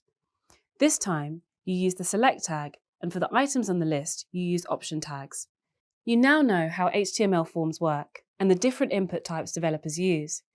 You covered form tags such as text, password, checkbox, radio, text area, and select. I can't imagine my life without online shopping. Next time you order something online, notice all the types of input the form includes and how you as a user interact with it. You might notice that the user experience of some forms is better than others. I am sure that you are now able to choose appropriate input types for the forms that you create. Imagine your favorite social media site. If it was just an HTML document, users would be able to scroll the page, look at pictures and read text, but they wouldn't be able to log in, like posts, or get notifications for new messages. In order to allow users to do these things, they need to be able to interact with objects on the page, such as the reaction icons or the comment button. Or, let me put it differently. An HTML document must be represented in a certain way so that JavaScript code can query and update it. To do this, we use the document object model. In this video, I will unpack what the DOM is, how it is created, and how JavaScript interacts with the DOM to make sites dynamic. When your web browser receives an HTML page, it constructs a DOM to represent it. DOM stands for Document Object Model, and it is simply a tree structure or model of the objects in your HTML file. To understand the DOM, I want you to think of a simple HTML page. Remember that an HTML document has opening and closing tags for the document and the head, and inside the head tags you have title tags. Then you have the body, and inside the body there might be elements such as div tags. Okay, now let me guide you through how a DOM would be generated. The DOM has a series of objects, each representing a single HTML element. At the root of the DOM is the HTML object, and it contains the head and body object. From there, the head object houses the title object, and the title object contains its text object. The body object contains the two div objects. The first div houses the heading 1 object, which again houses its text object. The second div object contains the paragraph object, which contains its text object. In summary, all the elements in the HTML file are represented as objects in the document object model. I just took you through a very simple web page. Web pages typically have hundreds of elements. Can you imagine how complex the DOM of a highly interactive modern web page is? You as a developer can use JavaScript to access and modify the DOM to make your web pages dynamic. In fact, in a later course, you will learn how to access and modify the structure of the DOM and its elements in different ways. Now that you know what the DOM is and how it is referenced, let me briefly explain common DOM and JavaScript uses. For each element, you can access the HTML attributes and content. This means you can update the existing content that is displayed in the web browser. For instance, you could write some JavaScript to update the seconds, minutes, and hours of a digital clock on a website. Or, if you develop a movie streaming website, you can write code that responds to user actions such as clicking, mouse over, scrolling, and so on. In this way, you can allow a preview of the movie to play when the user hovers the mouse over the movie's poster. Or, you can think of a login page. When users click the login button, you can disable the button so that it cannot be clicked again. The web application would bring them to a new web page or would re-enable the button if a login error occurred. You can even add DOM objects to dynamically add new HTML content to a live web page. For instance, you can add an error message to a form if the user inserts invalid data. DOM objects can also be deleted, which will remove the corresponding HTML displayed in the browser. Think of a to-do list on a website. You can remove an item from the list when the user clicks on it. Another major use of JavaScript and the DOM is to animate the HTML elements. This can be quite complex depending on the animation, but there are many libraries available that aim to simplify this. For example, when a page first loads, you can fade in the page contents. Or, when a user receives an instant message, a notification can pop up in the web browser. Many JavaScript libraries and frameworks rely on the DOM. One of these libraries is the React library. By now, you know what the DOM is, how it is constructed, and the wonderful things web developers can do with it to create modern interactive websites. Next time you use your favorite social media site, think about how the DOM is working behind the scenes to change the color of that like button. As a web developer, you should try to ensure that everyone can access and enjoy the internet. Almost like an architect that needs to design a building with ramps and rails so that it is accessible by all. You need to build a website in a certain way to improve accessibility. When the Web Accessibility Initiative, or WAI, was launched in 1997, the creator of the World Wide Web, Sir Tim Berners-Lee, said, "The power of the web is in its universality. Access by everyone, regardless of disability, is an essential aspect. Web accessibility aims to allow people with disabilities to understand, navigate, and interact with websites. A common misunderstanding is that it refers to visual disabilities, but in fact, it includes all disabilities that affect interaction with websites, such as audio and visual disabilities, cognitive and neurological disabilities, and physical and speech disabilities." The W3C Web Accessibilities Initiative develops specifications and supporting resources for accessibility. These are considered international standards for web accessibility. In fact, web accessibility is becoming a requirement in many industries. In 2016, the European Union approved the Web Accessibility Directive, which requires websites and mobile applications of public section bodies to be accessible to those with disabilities. Let's explore some examples of how accessibility is provided to those with different disabilities. People living with disabilities often use assistive technologies to aid them in browsing the web. Screen reader software can read the content of websites and everything that is happening on the device. Screen readers are used not only by blind and vision impaired users, but also by those with reading or learning difficulties. Speech recognition software can turn spoken words into computer commands or dictate inputting text.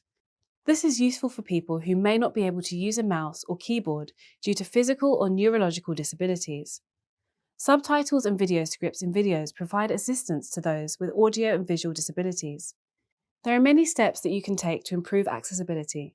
It is good practice to think of accessibility from the beginning of a project.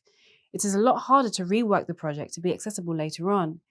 If you use the correct HTML structure and appropriate elements as a foundation, it will greatly improve accessibility. In this course, you will learn to structure your HTML properly and follow best practices to support assistive technologies. For example, having text that is not contained within proper tags, like paragraph or heading tags, makes it harder for assistive technologies to interact with the content. Similarly, using multiple line breaks to break up text and add space also presents barriers to accessibility. These are just simple examples to improve web accessibility. However, in the future, you'll probably develop very complex user interfaces, and to make them accessible may not be as straightforward as just having correct HTML. Fortunately, One of the tasks of the WAI is to define the Accessible Rich Internet Application, or ARIA specification. The ARIA specification outlines different techniques to improve accessibility for complex web apps. Now you know about different assistive technologies and that you should use the correct HTML structure and appropriate elements to improve accessibility. I'd like you to think of a physical building and its structure, interior, exterior, and decorations. In a similar fashion, when it comes to websites and web apps, you can think of HTML as being the frame and structure. CSS, however, is the paint, wallpaper, fixtures, artwork, and overall style or look and feel. In other words, CSS tells the web browser how to display HTML elements on screen. When using CSS, there are 5 elements you need to understand. A declaration block starts with a left curly bracket and ends with the matching right curly bracket. In between these curly brackets are the style declarations. Let's cover these elements one by one. The first element of the CSS rule is the selector. This indicates which HTML element or elements you want to style. For example, you can create a rule that uses the H1 selector to change the color of all heading 1 tags in a web page to grey. In this case, H1 is the selector, color is property, and grey is the value of the property. You then create a declaration block using opening and closing curly brackets. The declaration block holds information about the properties and values that you are going to apply to the selector. Now let's focus on the structure of the declaration block. Each declaration is made up of 2 parts, a property and a value. For example, in this case, the properties that you want to change are the color and the background color of the header or selector. Once you have decided which properties you want to define, then you must assign each property a value. The color property gets a value of blue and the background color property gets a value of grey. This will result in all heading 1 tags displaying blue text on a grey background in the browser. By now, you'll have learned that CSS tells the web browser how to display HTML elements on screen. Now, let's work through an example to change a set of heading elements using different CSS rules. I will share a pro tip demonstrating how to install and use the VS Code extension Live Preview to speed up your workflow. Okay, so I'm back in Visual Studio Code here. Did you know that you can add additional functionality by using extensions? If you click on the Extensions tab, you can install the Live Preview extension by Microsoft. If you are running VS Code locally, you can install and use this extension. Once installed, right-click on your HTML file in the Explorer panel and select Live Preview, Show Preview.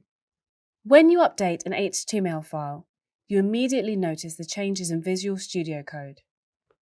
In this video, I will demonstrate how to create a CSS file and style some HTML elements. Before I start styling elements, let's create a simple HTML document named index.html. To demonstrate how CSS works, I will use an example created previously. Next, I create a file named style.css.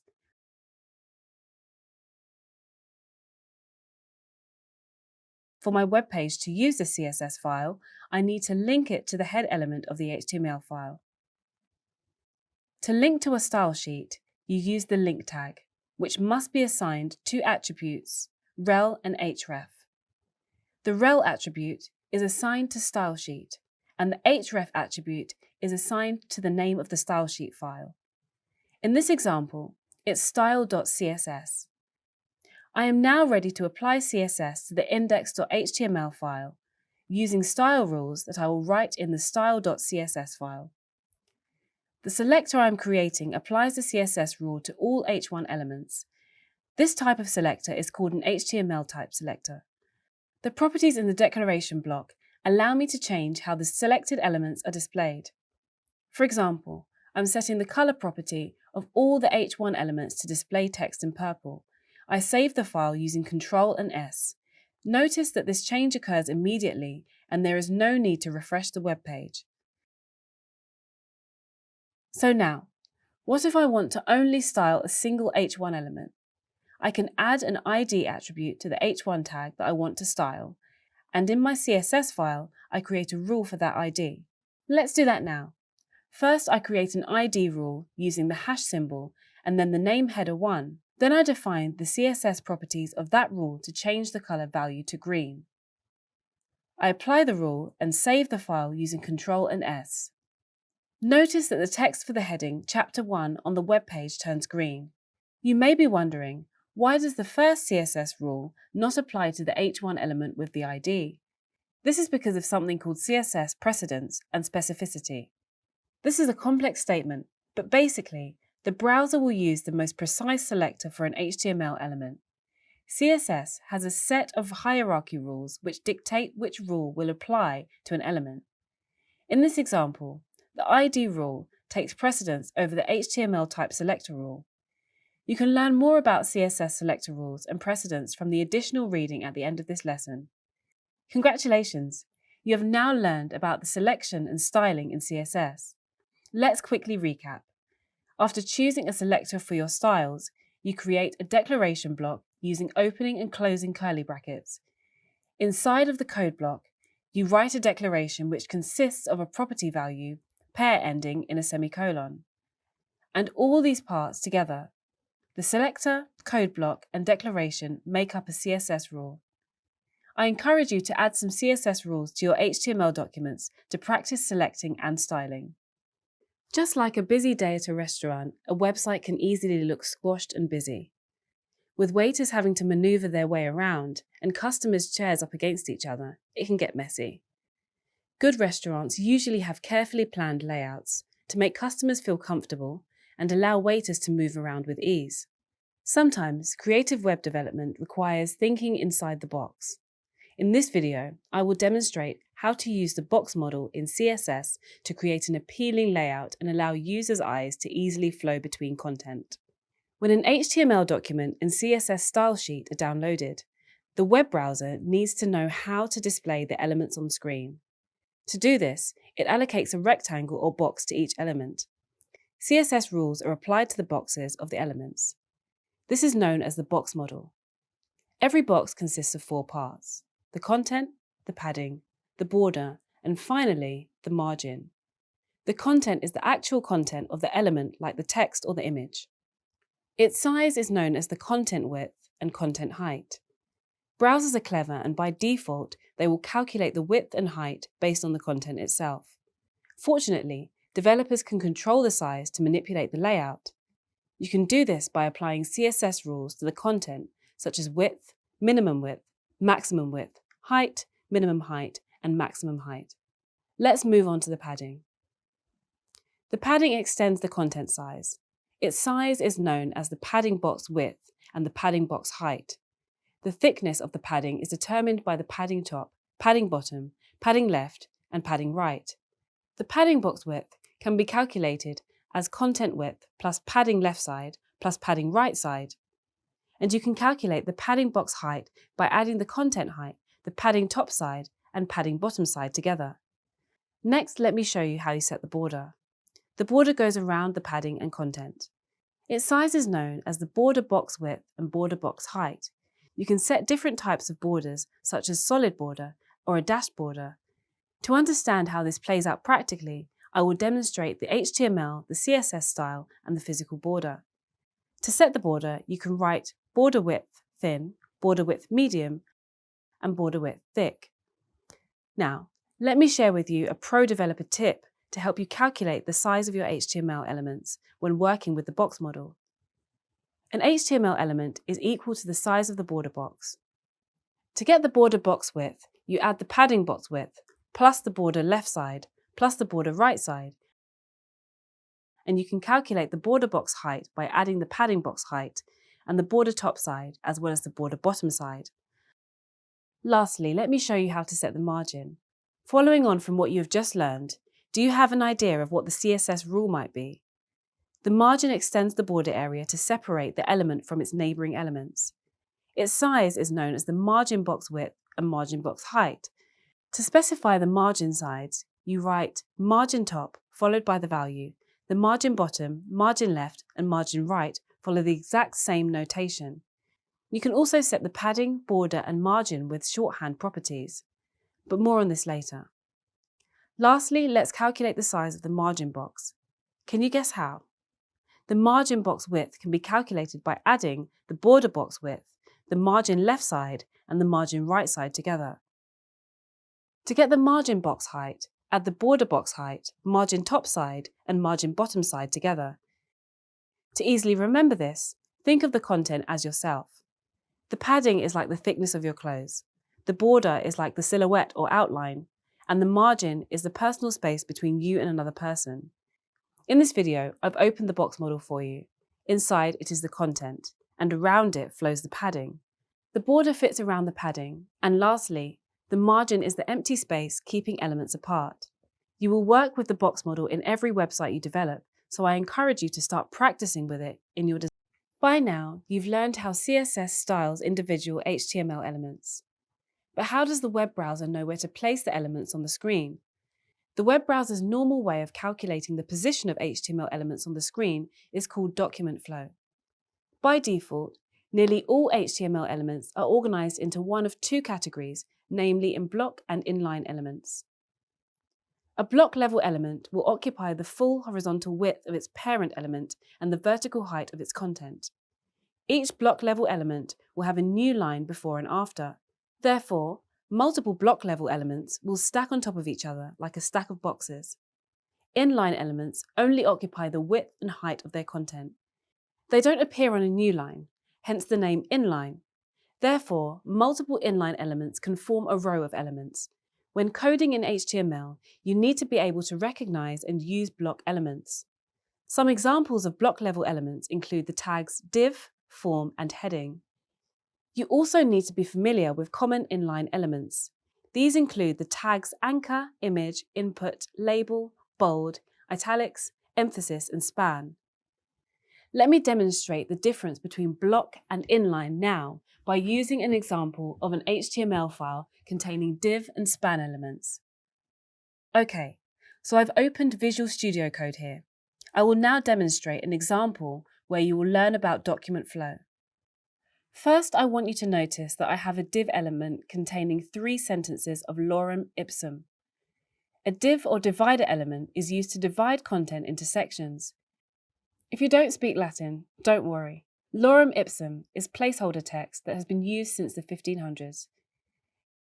Each sentence contains a span element that you may recall are inline elements.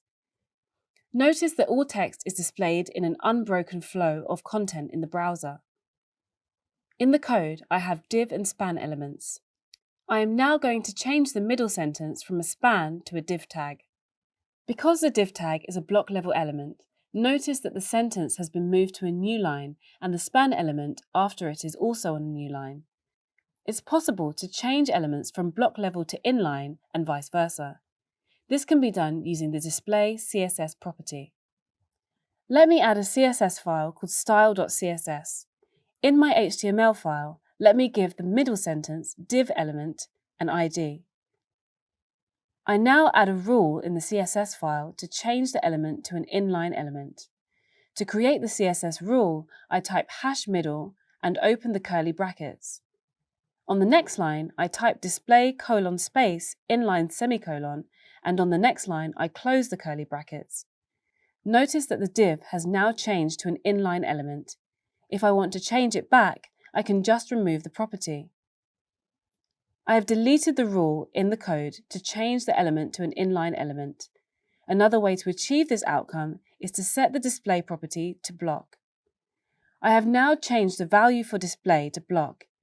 In another video, I'll demonstrate to you that there are other values you can set for the display property to change the layout behavior of an element.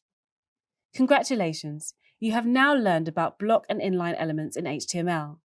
It's important for developers to be comfortable working with each and to know the differences. It's vital to keep in mind that block elements start on a new line and span the entire page, and inline elements work within the flow of the surrounding content, rather than breaking onto their own line.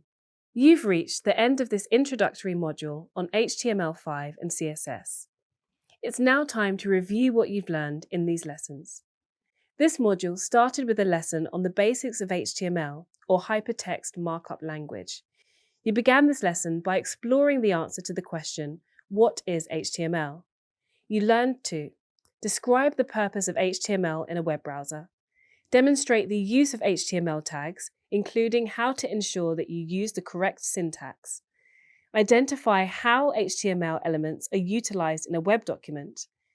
You also explored HTML documents, and you should now be able to outline the structure of an HTML page, including the root, head, body, and other elements, demonstrate how to build basic HTML documents by combining common key elements and tags in order to create a structure, and explain how to create a link between HTML documents with the use of an href or hypertext reference attribute to redirect users between the documents. You should also be able to add images to a web page with HTML code, utilize HTML to manipulate data in tables, and build HTML forms with a wide range of input types. You then moved on to study the Document Object Model, or DOM, a tree structure or model of objects in an HTML page. During your investigation of the DOM, you learned how to explain what the DOM is and the purpose that it serves with an HTML document, demonstrate how the DOM is created from an HTML page by exploring the elements that generate it and visualizing it in diagram form, and provide a high-level description of common instances in which web developers interact with the DOM through JavaScript. These include updating content, setting up events, and animating HTML elements. You also explored the concept of web accessibility by exploring how people with disabilities can understand, navigate, and interact with websites. Following your exploration of this topic, you should now be able to demonstrate high-level knowledge of assistive technologies used to browse the web, like screen reading and speech recognition software. Make use of basic techniques to improve the accessibility of your web projects, such as correct HTML structure. Following this introduction to HTML5, you then covered a lesson on the basics of CSS or cascading style sheets. The lesson began with an overview of selecting and styling, in which you learned to write CSS rules in order to style elements within an HTML document, demonstrate an understanding of the box model and its key features, and explain the concept of document flow. You then demonstrated your skills in these topics by creating a biographical web page, the first of many web pages you'll create in this specialization. You should now be familiar with the basics of HTML5 and CSS. Well done. You're making good progress on your learning journey. Hello and welcome. Imagine you want to cook a dish you never tried before. You can try different ingredients, different cooking times, or you can just use a recipe you found on the internet. In a similar way, as a developer, you can try to build your website from scratch, or you can use code that other developers created. In this video, I'll illustrate how to include CSS and JavaScript libraries in your HTML file. I'm also going to explain what dependencies are, the purpose of a package manager and JavaScript bundlers. Let's get started. By now, you know you write code in your application and that this code interacts with APIs provided by libraries and frameworks. Since you'll be deploying your application to a web server in the end, you must include these libraries and frameworks with it. If you do not include them, your application won't be able to call the API functions it needs to execute when you run it. That is why the libraries and frameworks are often referred to as dependencies. Your application depends on them. On the front end, you do this by referencing the JavaScript or CSS files in your HTML file. One popular library you can use to develop user interfaces is the Bootstrap library. You will learn more about Bootstrap in this course, but for now, let me demonstrate how a library such as Bootstrap can be included on a web page. Start by opening your HTML file. Next, add the CSS library for Bootstrap in the head element using a link tag. The link tag includes an href attribute to link the CSS library I am including. I also included a rel attribute to specify that the link is for a style sheet. Bootstrap also provides a JavaScript library that enables enhanced functionality such as drop-downs and tooltips. You'll likely need those features during development. So let me demonstrate how to add the JavaScript library to your web page. Open your previous file that already has the Bootstrap CSS. Next, add the JavaScript library for Bootstrap in the body element, using a script element. I then add an src attribute to the script element to specify the link to the library. Let me add a Bootstrap button to the page to demonstrate how easy it is. In the body, I add the button element. Then I add an attribute called type and the CSS class btn. I also add the modifier btn-primary and a description. Click this button. This will add a button using Bootstrap's primary color, blue, on the web page. This is what the rendered version of the code will look like. You can now start using the additional Bootstrap functionality. This is quite a simple example. In day-to-day development, however, it can end up being a lot more complicated. For example, what happens if your dependency also depends on other libraries and frameworks? This is known as a dependency tree. A project could have hundreds of dependencies in its tree. It will take a very long time to download, set up, and configure all of them. And how do you make sure you're using the same versions the rest of your team is using? This is where package managers come in. A package manager is a tool that automatically downloads and installs dependencies. We also refer to dependencies as packages. A package manager also provides the capability to publish your own packages. But let's not worry about that right now. For each dependency, you can specify a version of that dependency, and the package manager will download it for you. If there is a dependency tree, the package manager takes care of that for you. It will automatically download all of the dependency tree so that you can use APIs without dependency issues. The most common package manager for front-end development is the Node Package Manager, or NPM for short. You will have an opportunity to explore using NPM in this program. Now that all your dependencies are downloaded, you need to include them in your HTML file. But adding all of them into an HTML file would take forever. This is where you will use a bundling tool. The purpose of a bundler is to automatically combine them into a single file. If your bundle is significantly large, many bundlers can split your dependencies into multiple bundles. There are many bundlers available, such as Gulp and Webpack. We'll be exploring bundling in more depth later on. You now know how to include CSS and JavaScript libraries in your HTML file. You also know what a dependency is, what the purpose of a package manager is, and what JavaScript bundlers are.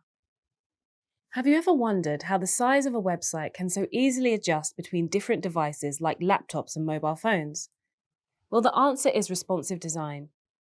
Responsive design means that a web page can automatically stretch or shrink depending on the screen it's displayed on. In the world of web development, you use responsive design every day. Let me share how it works.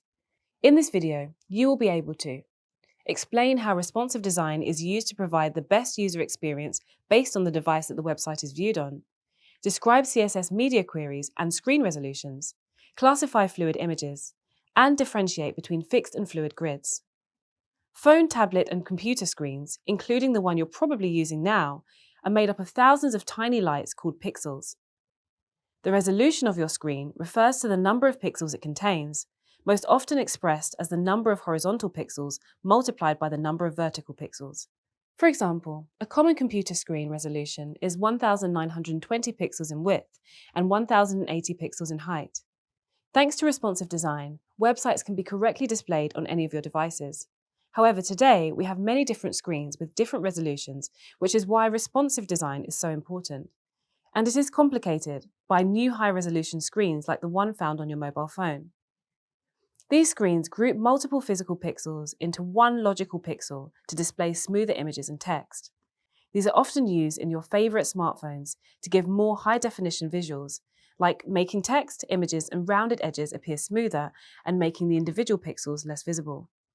Given all the possibilities and complicating factors, it would be challenging to develop websites that appear correctly on all kinds of devices if it wasn't for responsive design. Responsive design is a set of 3 practices that allows a website to automatically change its visuals. In other words, to respond based on the device it is displayed on. It is the combination of 3 techniques: flexible grids, fluid images, and media queries. Firstly, flexible grids are made up of columns, gutters, and margins. The space between the columns is called the gutter, and the spaces between the content and the left and right edges of the screen are called margins. Instead of defining website element sizes based on pixels, flexible grids are defined in percentage values, allowing them to adjust depending on screen size. Next, you have fluid images. By setting the CSS max width property of images to 100%, the images will scale down smaller if their containing column becomes narrower than the image's size, but never grow larger. This enables an image to scale down to fit in a flexibly sized column rather than overflow it, but not grow larger and become pixelated if the column becomes wider than the image. Finally, there are media queries that are part of CSS. They allow developers to query the display size, orientation, and aspect ratio to conditionally apply CSS rules. For example, if you wanted your website background to appear blue on a screen size less than or equal to 700 pixels, like on a mobile phone, you could use a media rule to set the background depending on the size of the screen. Remember that I said responsive design is the combination of flexible grids, fluid images, and media queries. When these elements are used together, you build a website that will automatically adjust its layout based on the device, thus delivering a responsive grid. In responsive design, the pixel value specified is often referred to as the breakpoint. A breakpoint is the point at which a website's content and layout will adapt to provide the best possible user experience. A breakpoint can function in different ways across 3 different grids: a fixed grid, fluid or full-width grids, and lastly, hybrid grids. Let's explore each of these now. Firstly, a fixed grid has fixed-width columns and flexible margins. The fixed grid has a fixed content width that doesn't change in a specific breakpoint range, while the flexible margins occupy the remaining space on screen. Then, we have fluid or full-width grids with fluid-width columns and fixed gutters and side margins. The fluid grid has a flexible content width that goes edge to edge as per the screen size. In a fluid grid, columns either grow or shrink to adapt to the available space. And finally, there are hybrid grids that have both fluid width and fixed width components. Many responsive design frameworks provide multiple CSS rules based on different device sizes to provide the best visual experience. Now you know the importance of responsive design. In the next few videos, you are going to learn more about Bootstrap, the world's most popular framework for building responsive mobile-first sites. Part of designing a website is thinking about how different UI elements and menus are positioned on the page and in relation to each other. Bootstrap is a collection of pre-written code chunks in CSS and JavaScript that allows you to create websites more quickly than if you had to create every bit of code from scratch. Building websites from scratch every time would be quite time-consuming. This is where Bootstrap comes in. In this video, you will learn how to create a simple Bootstrap web page. To do that, I am using the file with the Bootstrap libraries I have created. So let's begin by setting up the layout. The first element I need to add when setting up a Bootstrap website is the container element. I need it before I can use the Bootstrap grid system. So I add an HTML div element and apply the container CSS class provided by Bootstrap. Next, I add a row for the content. Similar to what I had in the container element, a row is an HTML div element which uses the row CSS class provided by Bootstrap. I add the row CSS class below the container CSS class. Under this row, I want to add 2 columns, one for the menu items and one for the prices. So I add 2 div elements with the col CSS class, one for each column.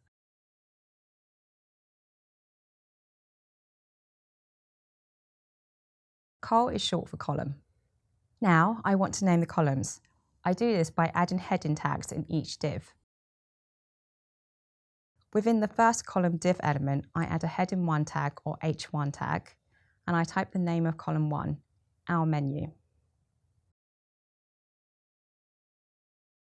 In the second column div element, I type prices in an H2 tag.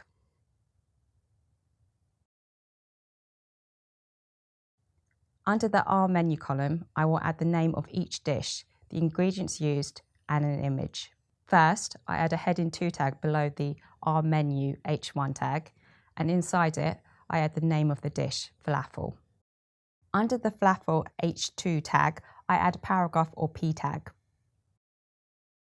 Inside this tag, I list the ingredients: chickpea, herbs, and spices.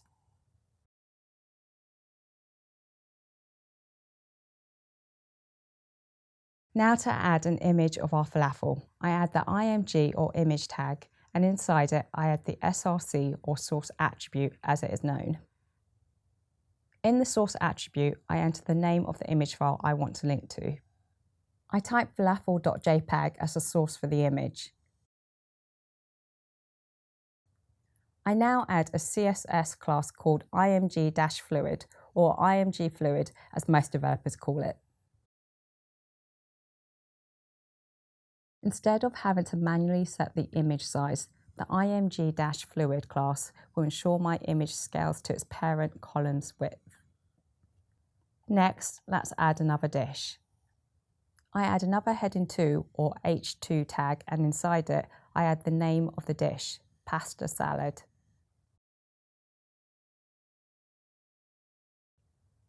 Under pasta salad h2 tag, I add a paragraph or p tag and list the ingredients: lettuce, vegetables, and mozzarella.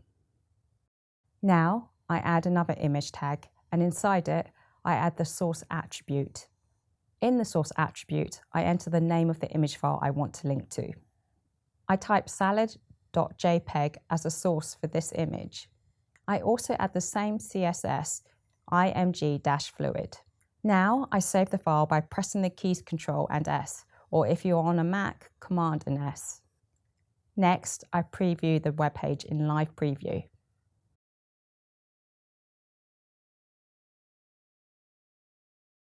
The dishes are now displayed in columns and the images are sized correctly. Now let's add the price table. So under the price column, I add an HTML table tag and apply the Bootstrap CSS class for tables. Inside the HTML table tag, I add 2 table row tags or TR tags. This will create a row for each of the dishes. Then I need to add table data tags or TD tags. Table data tags define the contents of table cells, so I will need to add 2 of those inside each row, one for the dish name and one for its price. In the first row, I add falafel to the first TD tag, and in the second TD tag, I add the price. Let's say $12. I do the same with the second row. I type pasta salad inside the first TD tag and the price of $10 in the second TD tag. I save the file again by pressing Ctrl and S, or if you're on a Mac, Command and S. Next, I preview the web page in live preview. The table structure now displays using the Bootstrap's table style. You have now learned how to make a simple web page using Bootstrap. As a developer, you are tasked to design a website for the Little Lemon restaurant. One of the main requirements is that the website easily adapts to different devices, platforms, and screen sizes. Does this mean that you'll have to redesign the website for each device? No, relax. You do not have to redesign your website for each device. In this video, I'll introduce you to Bootstrap's CSS class infixes and modifiers, and you will learn how you can use them to save you time. Let's get started. Bootstrap has quite a large CSS library, built by Bootstrap's developers using thousands of use cases. How it achieves this is through CSS classes and their variations through infixes and modifiers. It is important that you, as a developer, understand infixes and modifiers, and you will explore each of these terms. You will use class infixes for responsive breakpoints in the Bootstrap grid system. Let's go ahead and cover how infixes are used. You already know that breakpoints are the triggers in Bootstrap for how your layout changes across device or viewpoint sizes. Here are the responsive breakpoints available in Bootstrap and how we use them. Note that each has a specific name. Extra small is for screens less than 576 pixels wide. Small is for screens greater than or equal to 576 pixels wide. In Bootstrap CSS rules, this is abbreviated as SM. Medium is for screens greater than or equal to 768 pixels wide. In Bootstrap CSS rules, this is abbreviated as MD. Large is for screens greater than or equal to 992 pixels wide. In Bootstrap CSS rules, this is abbreviated as LG. Extra large is for screens greater than or equal to 1200 pixels wide. In Bootstrap CSS rules, this is abbreviated as XL. Extra extra large is for screens greater than or equal to 1400 pixels wide. In Bootstrap CSS rules, this is abbreviated as XXL. Did you notice that there is no class infix or dimension for extra small on the list? This is because extra small is the default breakpoint in Bootstrap CSS rules, as Bootstrap is mobile first. We use the abbreviations for these breakpoints as infixes in the CSS rules for the grid system. This basically means you have to insert the abbreviation into the CSS class name. I will show you how to use this shortly. Bootstrap components provide a pre-built set of reusable UI styles and elements for your web applications. Let's now learn how to use modifiers through an example that uses an alert element. I can have an HTML file where I set an alert primary CSS class that is applied to the element. Alert primary displays the alert using Bootstrap's primary color, which is blue. The dash primary part of the class is the modifier. If you want to change this to red, for example, for an error message, you will use the danger modifier. Here is a list of modifiers available in Bootstrap. Primary, secondary, success, info, warning, danger, light, dark. Alerts are often used to show information that needs immediate attention from users, such as warnings, errors, or confirmation messages. Bootstrap provides an easy way to create predefined alert messages, and it also has different types of alerts. The difference between the alerts is just the color used to display the predefined alert message. For example, the primary alert displays the alert using Bootstrap's primary color, which is blue. On the other hand, the danger alert displays the alert in red. Now, let's turn our attention to how this works in code. In this HTML file, I have a 6-column CSS class applied to a div element. In this example, I want to change this rule for large screens. To do this, I infix LG into the col CSS class by adding col-lg-6. Bootstrap components provide a pre-built set of reusable UI styles and elements for your web applications. For example, I can add an alert component. I do this by adding an alert CSS class, followed by the contextual class alert-primary. Now I have to identify the function of the alert. To do this, I add a role CSS class directly after the contextual class alert-primary and type alert. On the next line, I type the name that must be displayed on the alert, a message. Alerts are useful for displaying information, warnings, or error messages to users. The contextual class alert-primary will display the alert using Bootstrap's primary color, which is blue. The primary part of the class is the modifier. If I want to change the color to red, for example, for an error message, I will use the danger modifier. To change the color to red, I simply replace the modifier primary with danger. Now you have learned about CSS class infixes and modifiers and how you can use them to save you time. As you have previously learned, building a website using responsive design requires a responsive grid and responsive breakpoints.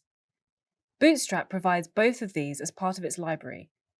The Bootstrap grid system helps us to create web page layouts through a series of rows and columns that house our content. For the grid, Bootstrap uses a 12-column grid system that can be fluid or fixed. The Bootstrap's grid system always has a container, rows, and columns. The container is the root element of your grid. Bootstrap's grid system always starts with the container. The container contains paths and aligns your content. Its width is determined based on the current responsive breakpoint.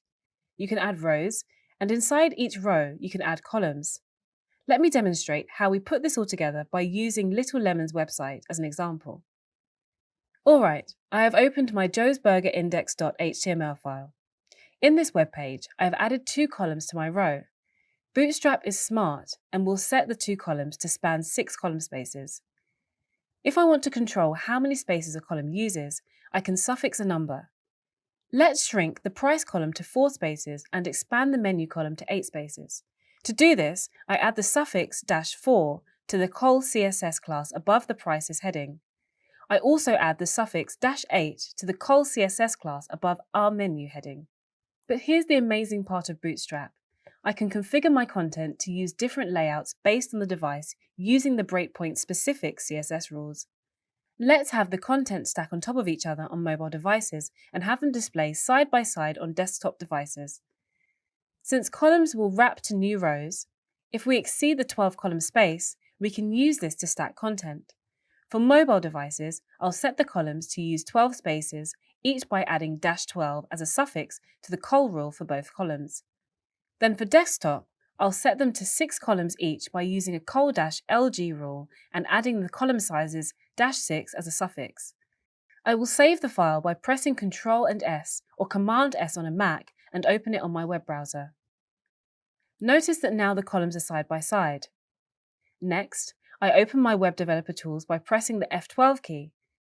In the top left corner, there is a mobile phone tablet button. Clicking on this button enables the device mode. This allows me to simulate different devices. I select to view my website on a mobile phone device. Amazing! My content has stacked vertically on mobile. Bootstrap has ensured our website will work on a mobile phone thanks to its CSS rules and grid system. This will save a lot of development time by not needing to develop different content layouts per device. Bootstrap's grid system is very powerful and suitable for most development needs.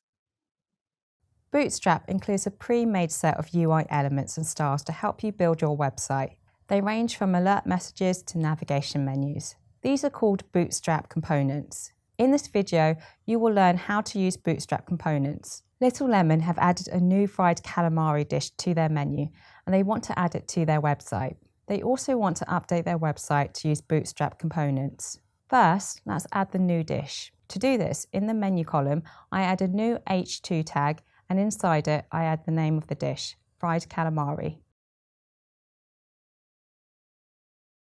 Then I add a paragraph tag. Inside this tag, I list the ingredients: squid, buttermilk. Now, I want to add an image of the fried calamari. So, I use an image tag with its source attribute and the image file name calamari.jpg. And I add image-fluid class to ensure the image scales to its parent column's width.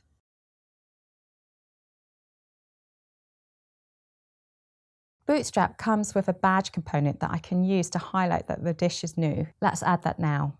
Next to fried calamari, inside the H2 element, I add a span element and assign it a CSS class of badge.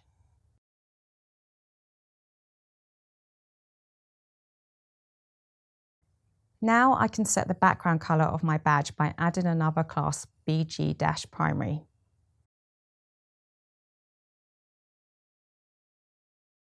The contextual class bg-primary will display the badge using Bootstrap's primary color, which is blue.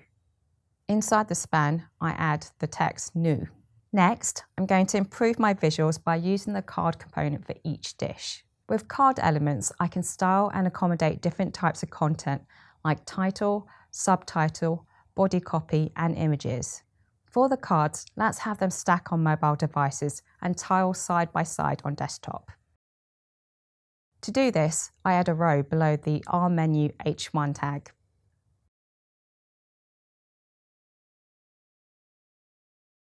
I then add a div element for each dish of the 3 dishes. For each div, I apply the col-12 class for mobile devices and col-LG-6 class for desktop devices.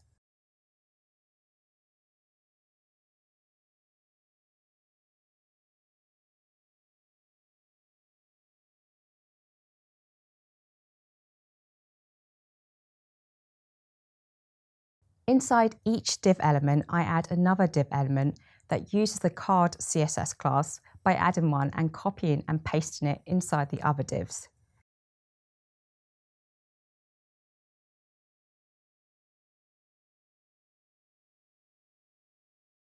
I then move the code with the image tag of each dish to the card class.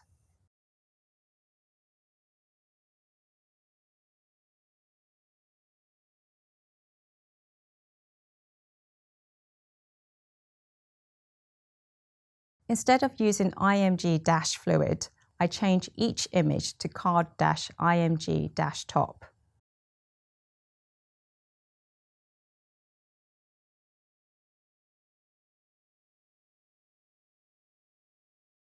This will improve its visual style within the card. I then add another div for each dish and give it the card-body class.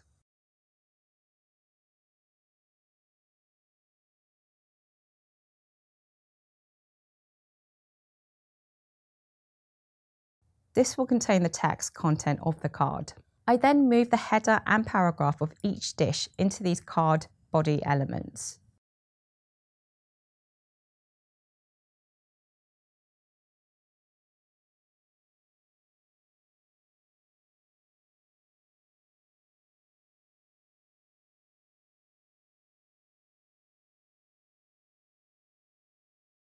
Again, to improve the visual style, I add a card-title CSS class to the header of each dish.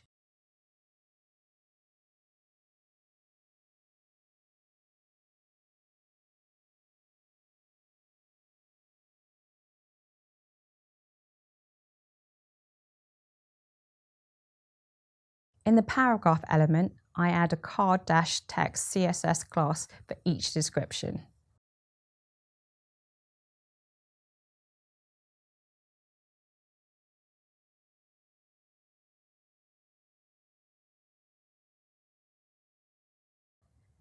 This will contain the dish ingredients.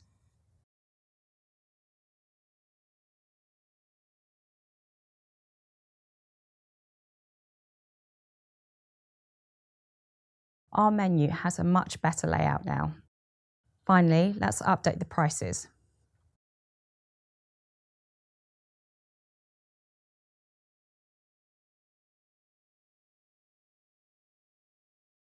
Under the price column, I add a table row or TR tag for the new dish.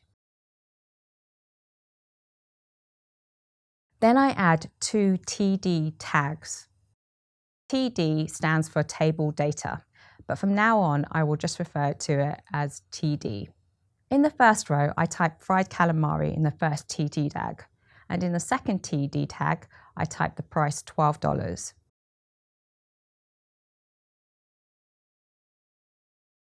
Then I add an alert to inform our customers about the new dish so they can try it out. To do this, I add a div element with the alert CSS class. I add the alert-info CSS class to change the alert to blue. Now I identify the function of the alert by adding a role attribute directly after the contextual class alert info and type alert. On the next line, I type the text that must be displayed on the alert. Try our new fried calamari.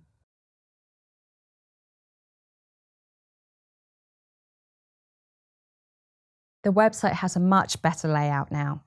Hopefully Little Lemon will have a lot more orders now. There are many components available in Bootstrap.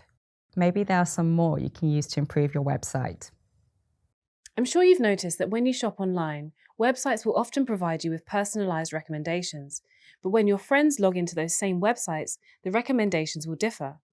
But did you ever wonder how websites adapt to different user profiles? In this video, you will learn the difference between static and dynamic content. You will also be able to differentiate between the role of a web server and an application server. By now, you know that when you open a website, a web server sends the website's content to your browser.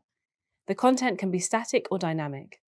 Static content is files that the server transfers just as they are stored on the web server, such as videos or images. Dynamic content, on the other hand, is generated when the HTTP request is made. For example, the content may be generated based on input from a user, or when you visit a news website, it would be based on the current date. What actually happens is that the web server communicates with another kind of server, called an application server or a backend. The application server generates the dynamic content that the web server sends back to the user's browser. Now you know the difference, let's look at examples of how websites update static and dynamic content. Say, for instance, you want to watch a video on a website. You click on the play button and a request is sent to the web server. The web server responds by sending the file to your browser. Now, how does this compare to dynamic content? Because dynamic content is generated while you use a website, it typically takes longer to generate than it takes to send back static content. For example, when you log into this course, the web server communicates with an application server to check that you are in fact enrolled. The application server confirms your enrollment and specifies what content should show for your profile specifically. Application servers perform more complex processing than web servers. For instance, they have to run application logic, communicate with a database, and check permissions. To improve performance, different application servers have specific purposes. There are application servers for every type of content out there, from music streaming to creating your own blog. You can even create your own application servers, such as building a backend for a web application. But hang on, if dynamic content is slower to generate, isn't that a problem for big websites? Yes, it is. Application servers typically have a limited capacity on how many requests they can process per second. But fortunately, this is where the web server can help out. Web servers use a process called caching instead of generating content dynamically for every request. Caching means the web server keeps a copy of dynamic content. If the content is requested again, the web server can immediately send this cached version instead of passing the request again to the application server. On the first request for dynamic content, the web server checks if the content exists in the cache. If it does not exist, the content is requested from the application server and stored in the cache. The web server then sends back the dynamic content to the browser. On subsequent requests, the web server immediately sends back the content stored in the cache. This reduces the amount of dynamic content that the application server has to generate. Then, after a period of time or with the next user interaction, the web server updates the cache with the latest content. Now you know the difference between static and dynamic content, as well as the difference between web and application servers. With this new information, try to identify whether the content on the websites you visit is static or dynamic. Let's say that you're thinking of building a web app. You probably want a user-friendly, mobile-friendly experience. Then you should consider using single-page applications or SPAs to build a unique, speedy, and engaging experience for your users. You're probably using many SPAs every day.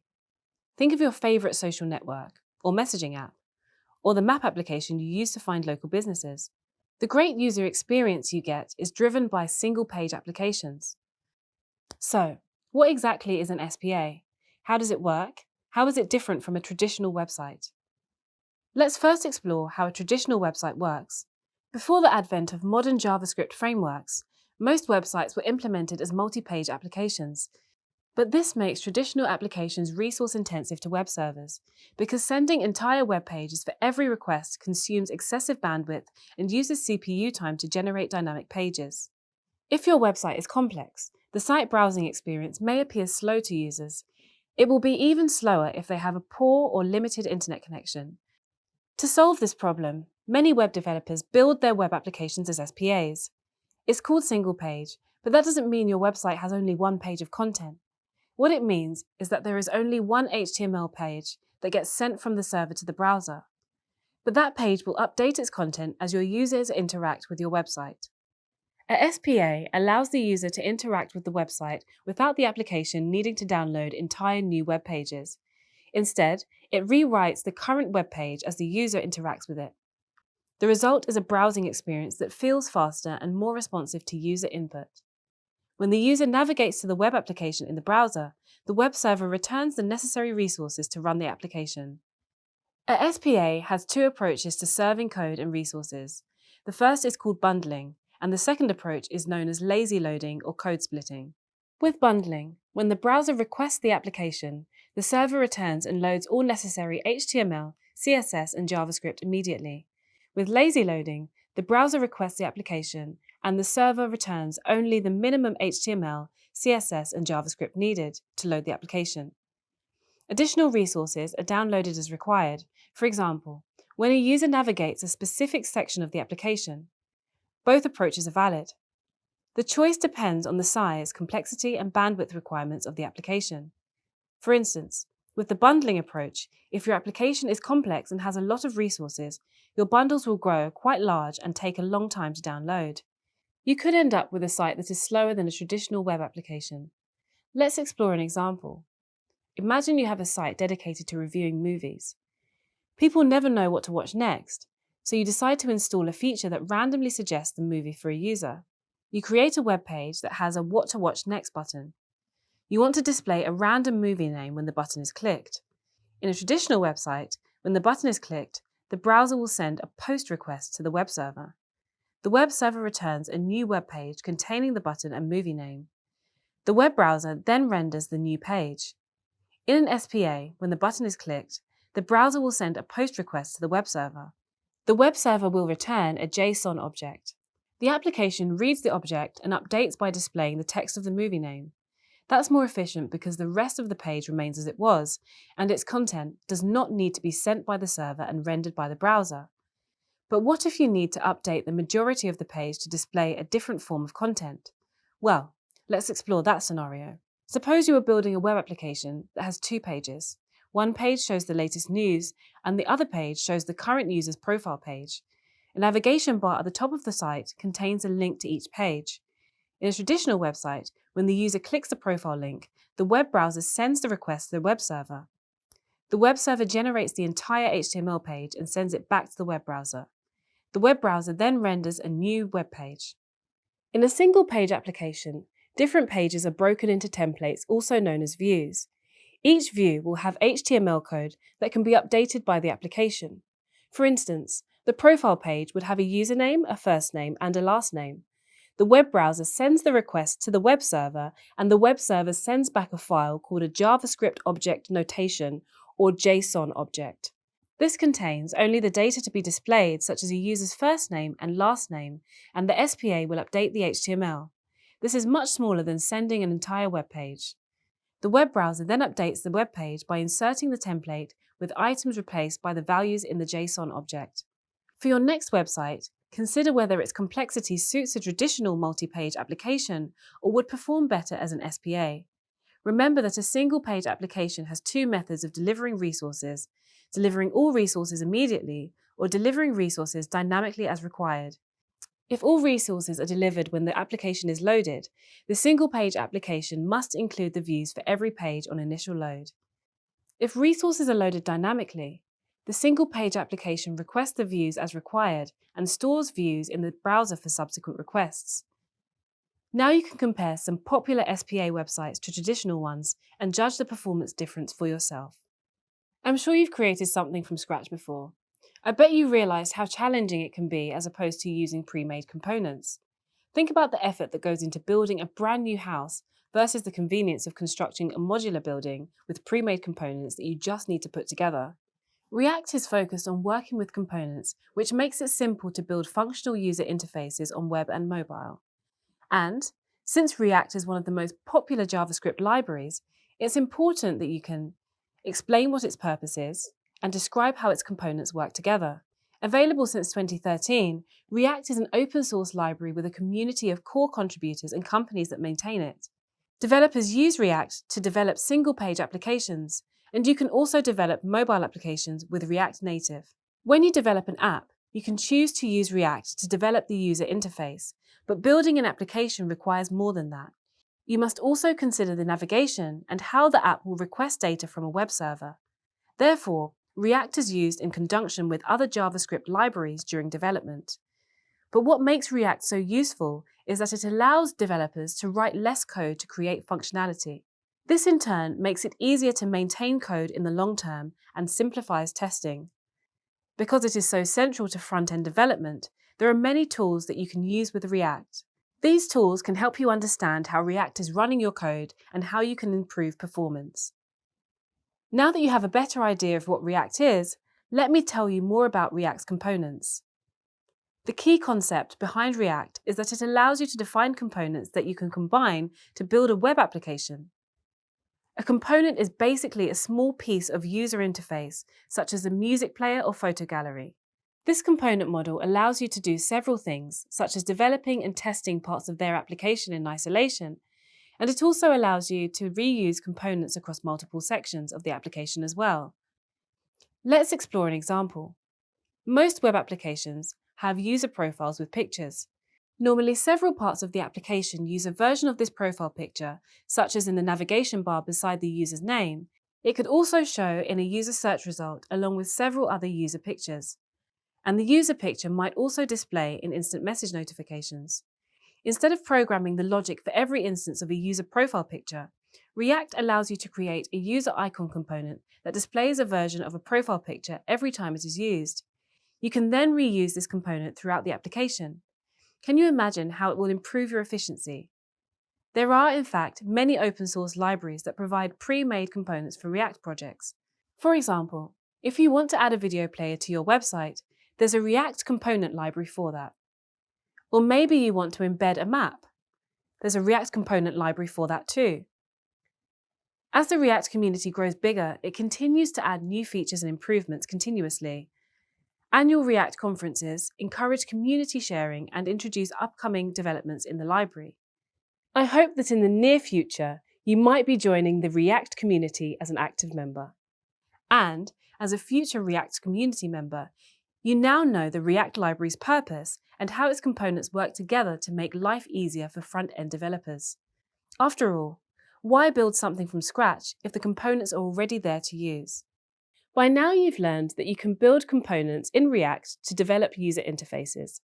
But how do React components turn into the elements on the web page that you see?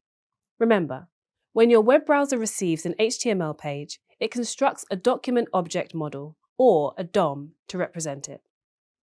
But updating the DOM is considered expensive because it is very time-intensive for the web browser to do so.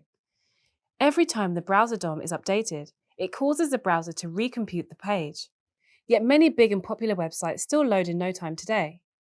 How can it be?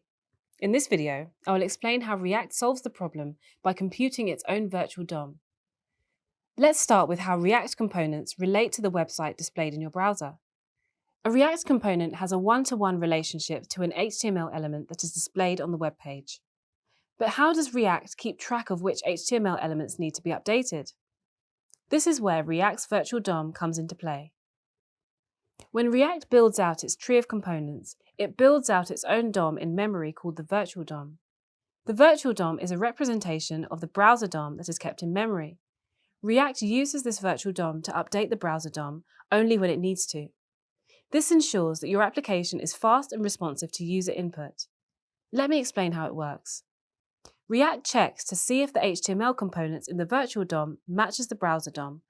If a change is required, the browser DOM is updated. If nothing has changed, then no update is performed. This process is called reconciliation. Let's break down what happens when you update a component in React. Firstly, the virtual DOM is updated.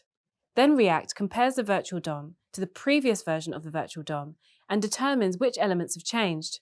The changed elements and only those elements are updated in the browser DOM. Changes on the browser DOM cause the displayed web page to change. In this video, you've learned that React constructs and updates a virtual DOM so that the browser will only update certain HTML elements instead of recreating the entire page. Planning an application as a series of components can be tricky at first, but after doing it a few times, it'll become easier. You've already learned about the core internet technologies, and now you know that JavaScript libraries in React allow you to develop user interfaces much faster. Isn't it cool that you can develop user interfaces so quickly? In this video, you will learn how the component hierarchy works in React. Every React application contains at least one component, the root component or app component. Components are added to the app component to build out a tree structure of components that make up the application. Let's explore an example of how an application might be structured as components. Suppose your application is a shopping list of items that need to be picked up from the grocery store. At the root, we have the app component. The app component has two child components, new item bar and shopping list. The new item bar component allows us to add new items to the list. The shopping list component contains a shopping item child component for each item in the shopping list. Even though the item itself might be different, such as chicken or noodles, it is displayed in the same manner as other items. Therefore, you can reuse the shopping item component to display multiple items. When a user ticks off the items, the list will update and remove the corresponding shopping item child component from the shopping list component. Now that you understand the component hierarchy, let's explore how a website can be broken down into components. As an example, I will talk you through a typical blog website. Normally, there is a heading, a menu, and a search bar. You also usually have a featured blog post that displays larger than previous blog posts below it. Now, let's unpack the component hierarchy. At the root of the component hierarchy, you have the app component. This is the entire web page. The app component has two child components, the navbar component for the navigation bar and the page component. The navbar component contains the title of the blog, navigation links for the website, along with a search component. In the page component, we have 3 components: the main feature component and 2 instances of a small feature component. The main feature component displays a blog summary about a specific blog post. In the small feature component, there is a blog summary and a thumbnail component to display an image associated with the blog post. Notice that the small feature component is used twice. It is the same piece of code, but for the second small feature, the code uses different properties. And that is exactly the benefit of building a website with React components. You can reuse code for multiple sections. Using a series of components to build an application can be tricky at first, but after you do it a few times, you will appreciate how handy it is. Good luck with planning your component hierarchies in React. You've reached the end of this module on UI frameworks. It's now time to review what you've learned during these lessons. Over the course of this module, you've explored the concepts of UI frameworks and libraries and covered an introduction to React. Let's recap the key points you learned and the skills you gained. You began the module with an introduction to UI frameworks.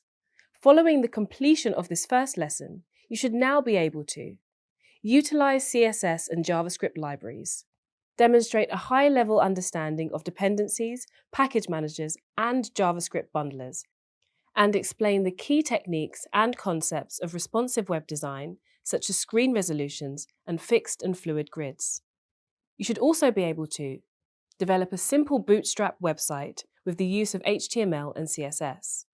Utilize Bootstrap CSS library, including deploying class infixes for responsive breakpoints and class modifiers to change your CSS code, and demonstrate an understanding of Bootstrap's grid system by building a web page using the Bootstrap grid. Following your exploration of UI frameworks and libraries, you then covered an introduction to React and the JavaScript library for building user interfaces. Now that you've completed an introduction to React, you should be able to differentiate between static and dynamic web page content. List examples of how each type works in the context of web servers. Explain what a single page application is, how it works, and how it differs from traditional web applications. You should also be able to outline the purpose of React as a JavaScript library, explain the concept of the React component model, and identify examples of common components. Demonstrate a high-level understanding of React components. Explain how React components operate as a hierarchy in order to generate a web page through the virtual DOM. You're now familiar with the basics of UI frameworks and libraries, and the basics of React and React Native. Excellent! You've made great progress. In this course, you were introduced to the foundations of web development. Let's do a brief recap of what you covered. Module 1 was Get Started with Web Development. In this first module, you learned about the different types of web developers and the roles and responsibilities of front-end, back-end, and full-stack developers. You gained knowledge about the core technologies of HTML, CSS, and JavaScript, and explored the concept of how the internet works. The module also featured an example to show what a day in the life of a web developer is like. Next, you learned more about web pages, web servers, and web browsers, and how they all work together to create what we call the internet. You covered what happens when you send a request to look for something online and how that information gets back to you. Then, you were introduced to core internet technologies and how they interact. You explored some web browser tools that you can use to help you code more efficiently. Finally, you learned what an IDE is and how it can help you speed up your work to write code. An introduction to HTML and CSS followed in Module 2. In Module 2, you learned about HTML and CSS. In HTML, you discovered how to create an HTML document, use simple HTML tags, and link documents to create a website. Then, you learned about the Document Object Model, or DOM, and how it's used to display the content that you see on your device. In addition, you covered techniques to improve web accessibility and some assistive technologies available to provide universal access to the internet. Next, you learned how to use CSS to style web pages. You explored how to select and style elements and use text, color, and alignment to make the web pages you create look great and offer a great user experience. You then used your new HTML and CSS skills together to create a web page. In Module 3, You learned how to use the Bootstrap framework to build responsive interfaces and got to know the benefits of working with UI frameworks. First, you were introduced to the concept of responsive design and working with libraries. Then, you learned how to get started with the Bootstrap library and how to use Bootstrap styles, and you explored some alternative UI frameworks and libraries. Finally, you were introduced to the JavaScript library React.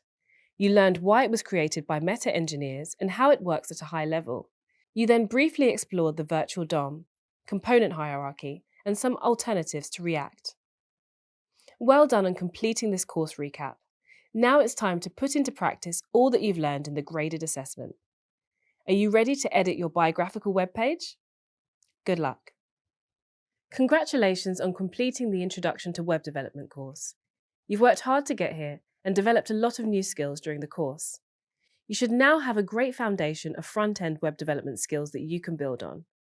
And you've also demonstrated your skill set by editing and styling a web page in the graded assessment. Following completion of the first course, you are now able to describe the web developer job role, distinguish between front-end, back-end, and full-stack developers, explain how data moves through the internet, and describe the technologies that underpin the internet. The key skills measured in the lab showed your ability to use HTML to create a simple web page, use CSS to define the style of a simple web page, outline the concepts that exist in most UI frameworks using Bootstrap as an example to directly reference common practice, and use the Bootstrap CSS framework to create web pages. In addition, you should now have the ability to use Bootstrap documentation to reproduce and modify CSS components, use Bootstrap themes to speed up your workflow, and describe the basics of React in relation to other frameworks and web technologies. So, what are the next steps? Well, this is the first course in the Meta Front-End Developer Professional Certificate. While you've established a good foundation so far, there's still more for you to learn. So if you've enjoyed this course and want to discover more, why not enroll in the second course? Throughout each of these courses, you'll continue to develop your skill set. And in the final assessment, you'll bring together all the skills you've learned and create your own fully functional website. Whether you're just starting out as a technical professional or student, this project will prove your knowledge of the values and capabilities of React. You'll have a functional website to include in your portfolio to demonstrate your skills to potential employers. This shows employers that you are self-driven and innovative. It also speaks volumes about you as an individual and your drive to continue your growth. Once you've completed all the courses in this professional certificate, you'll receive a Coursera certification for Meta Front-End Developer. Meta certifications provide globally recognized and industry-endorsed evidence of mastering technical skills. Congratulations once again on reaching the end of this course. It's been a pleasure to embark on this voyage of discovery with you. Best of luck, and do continue to follow your learning journey.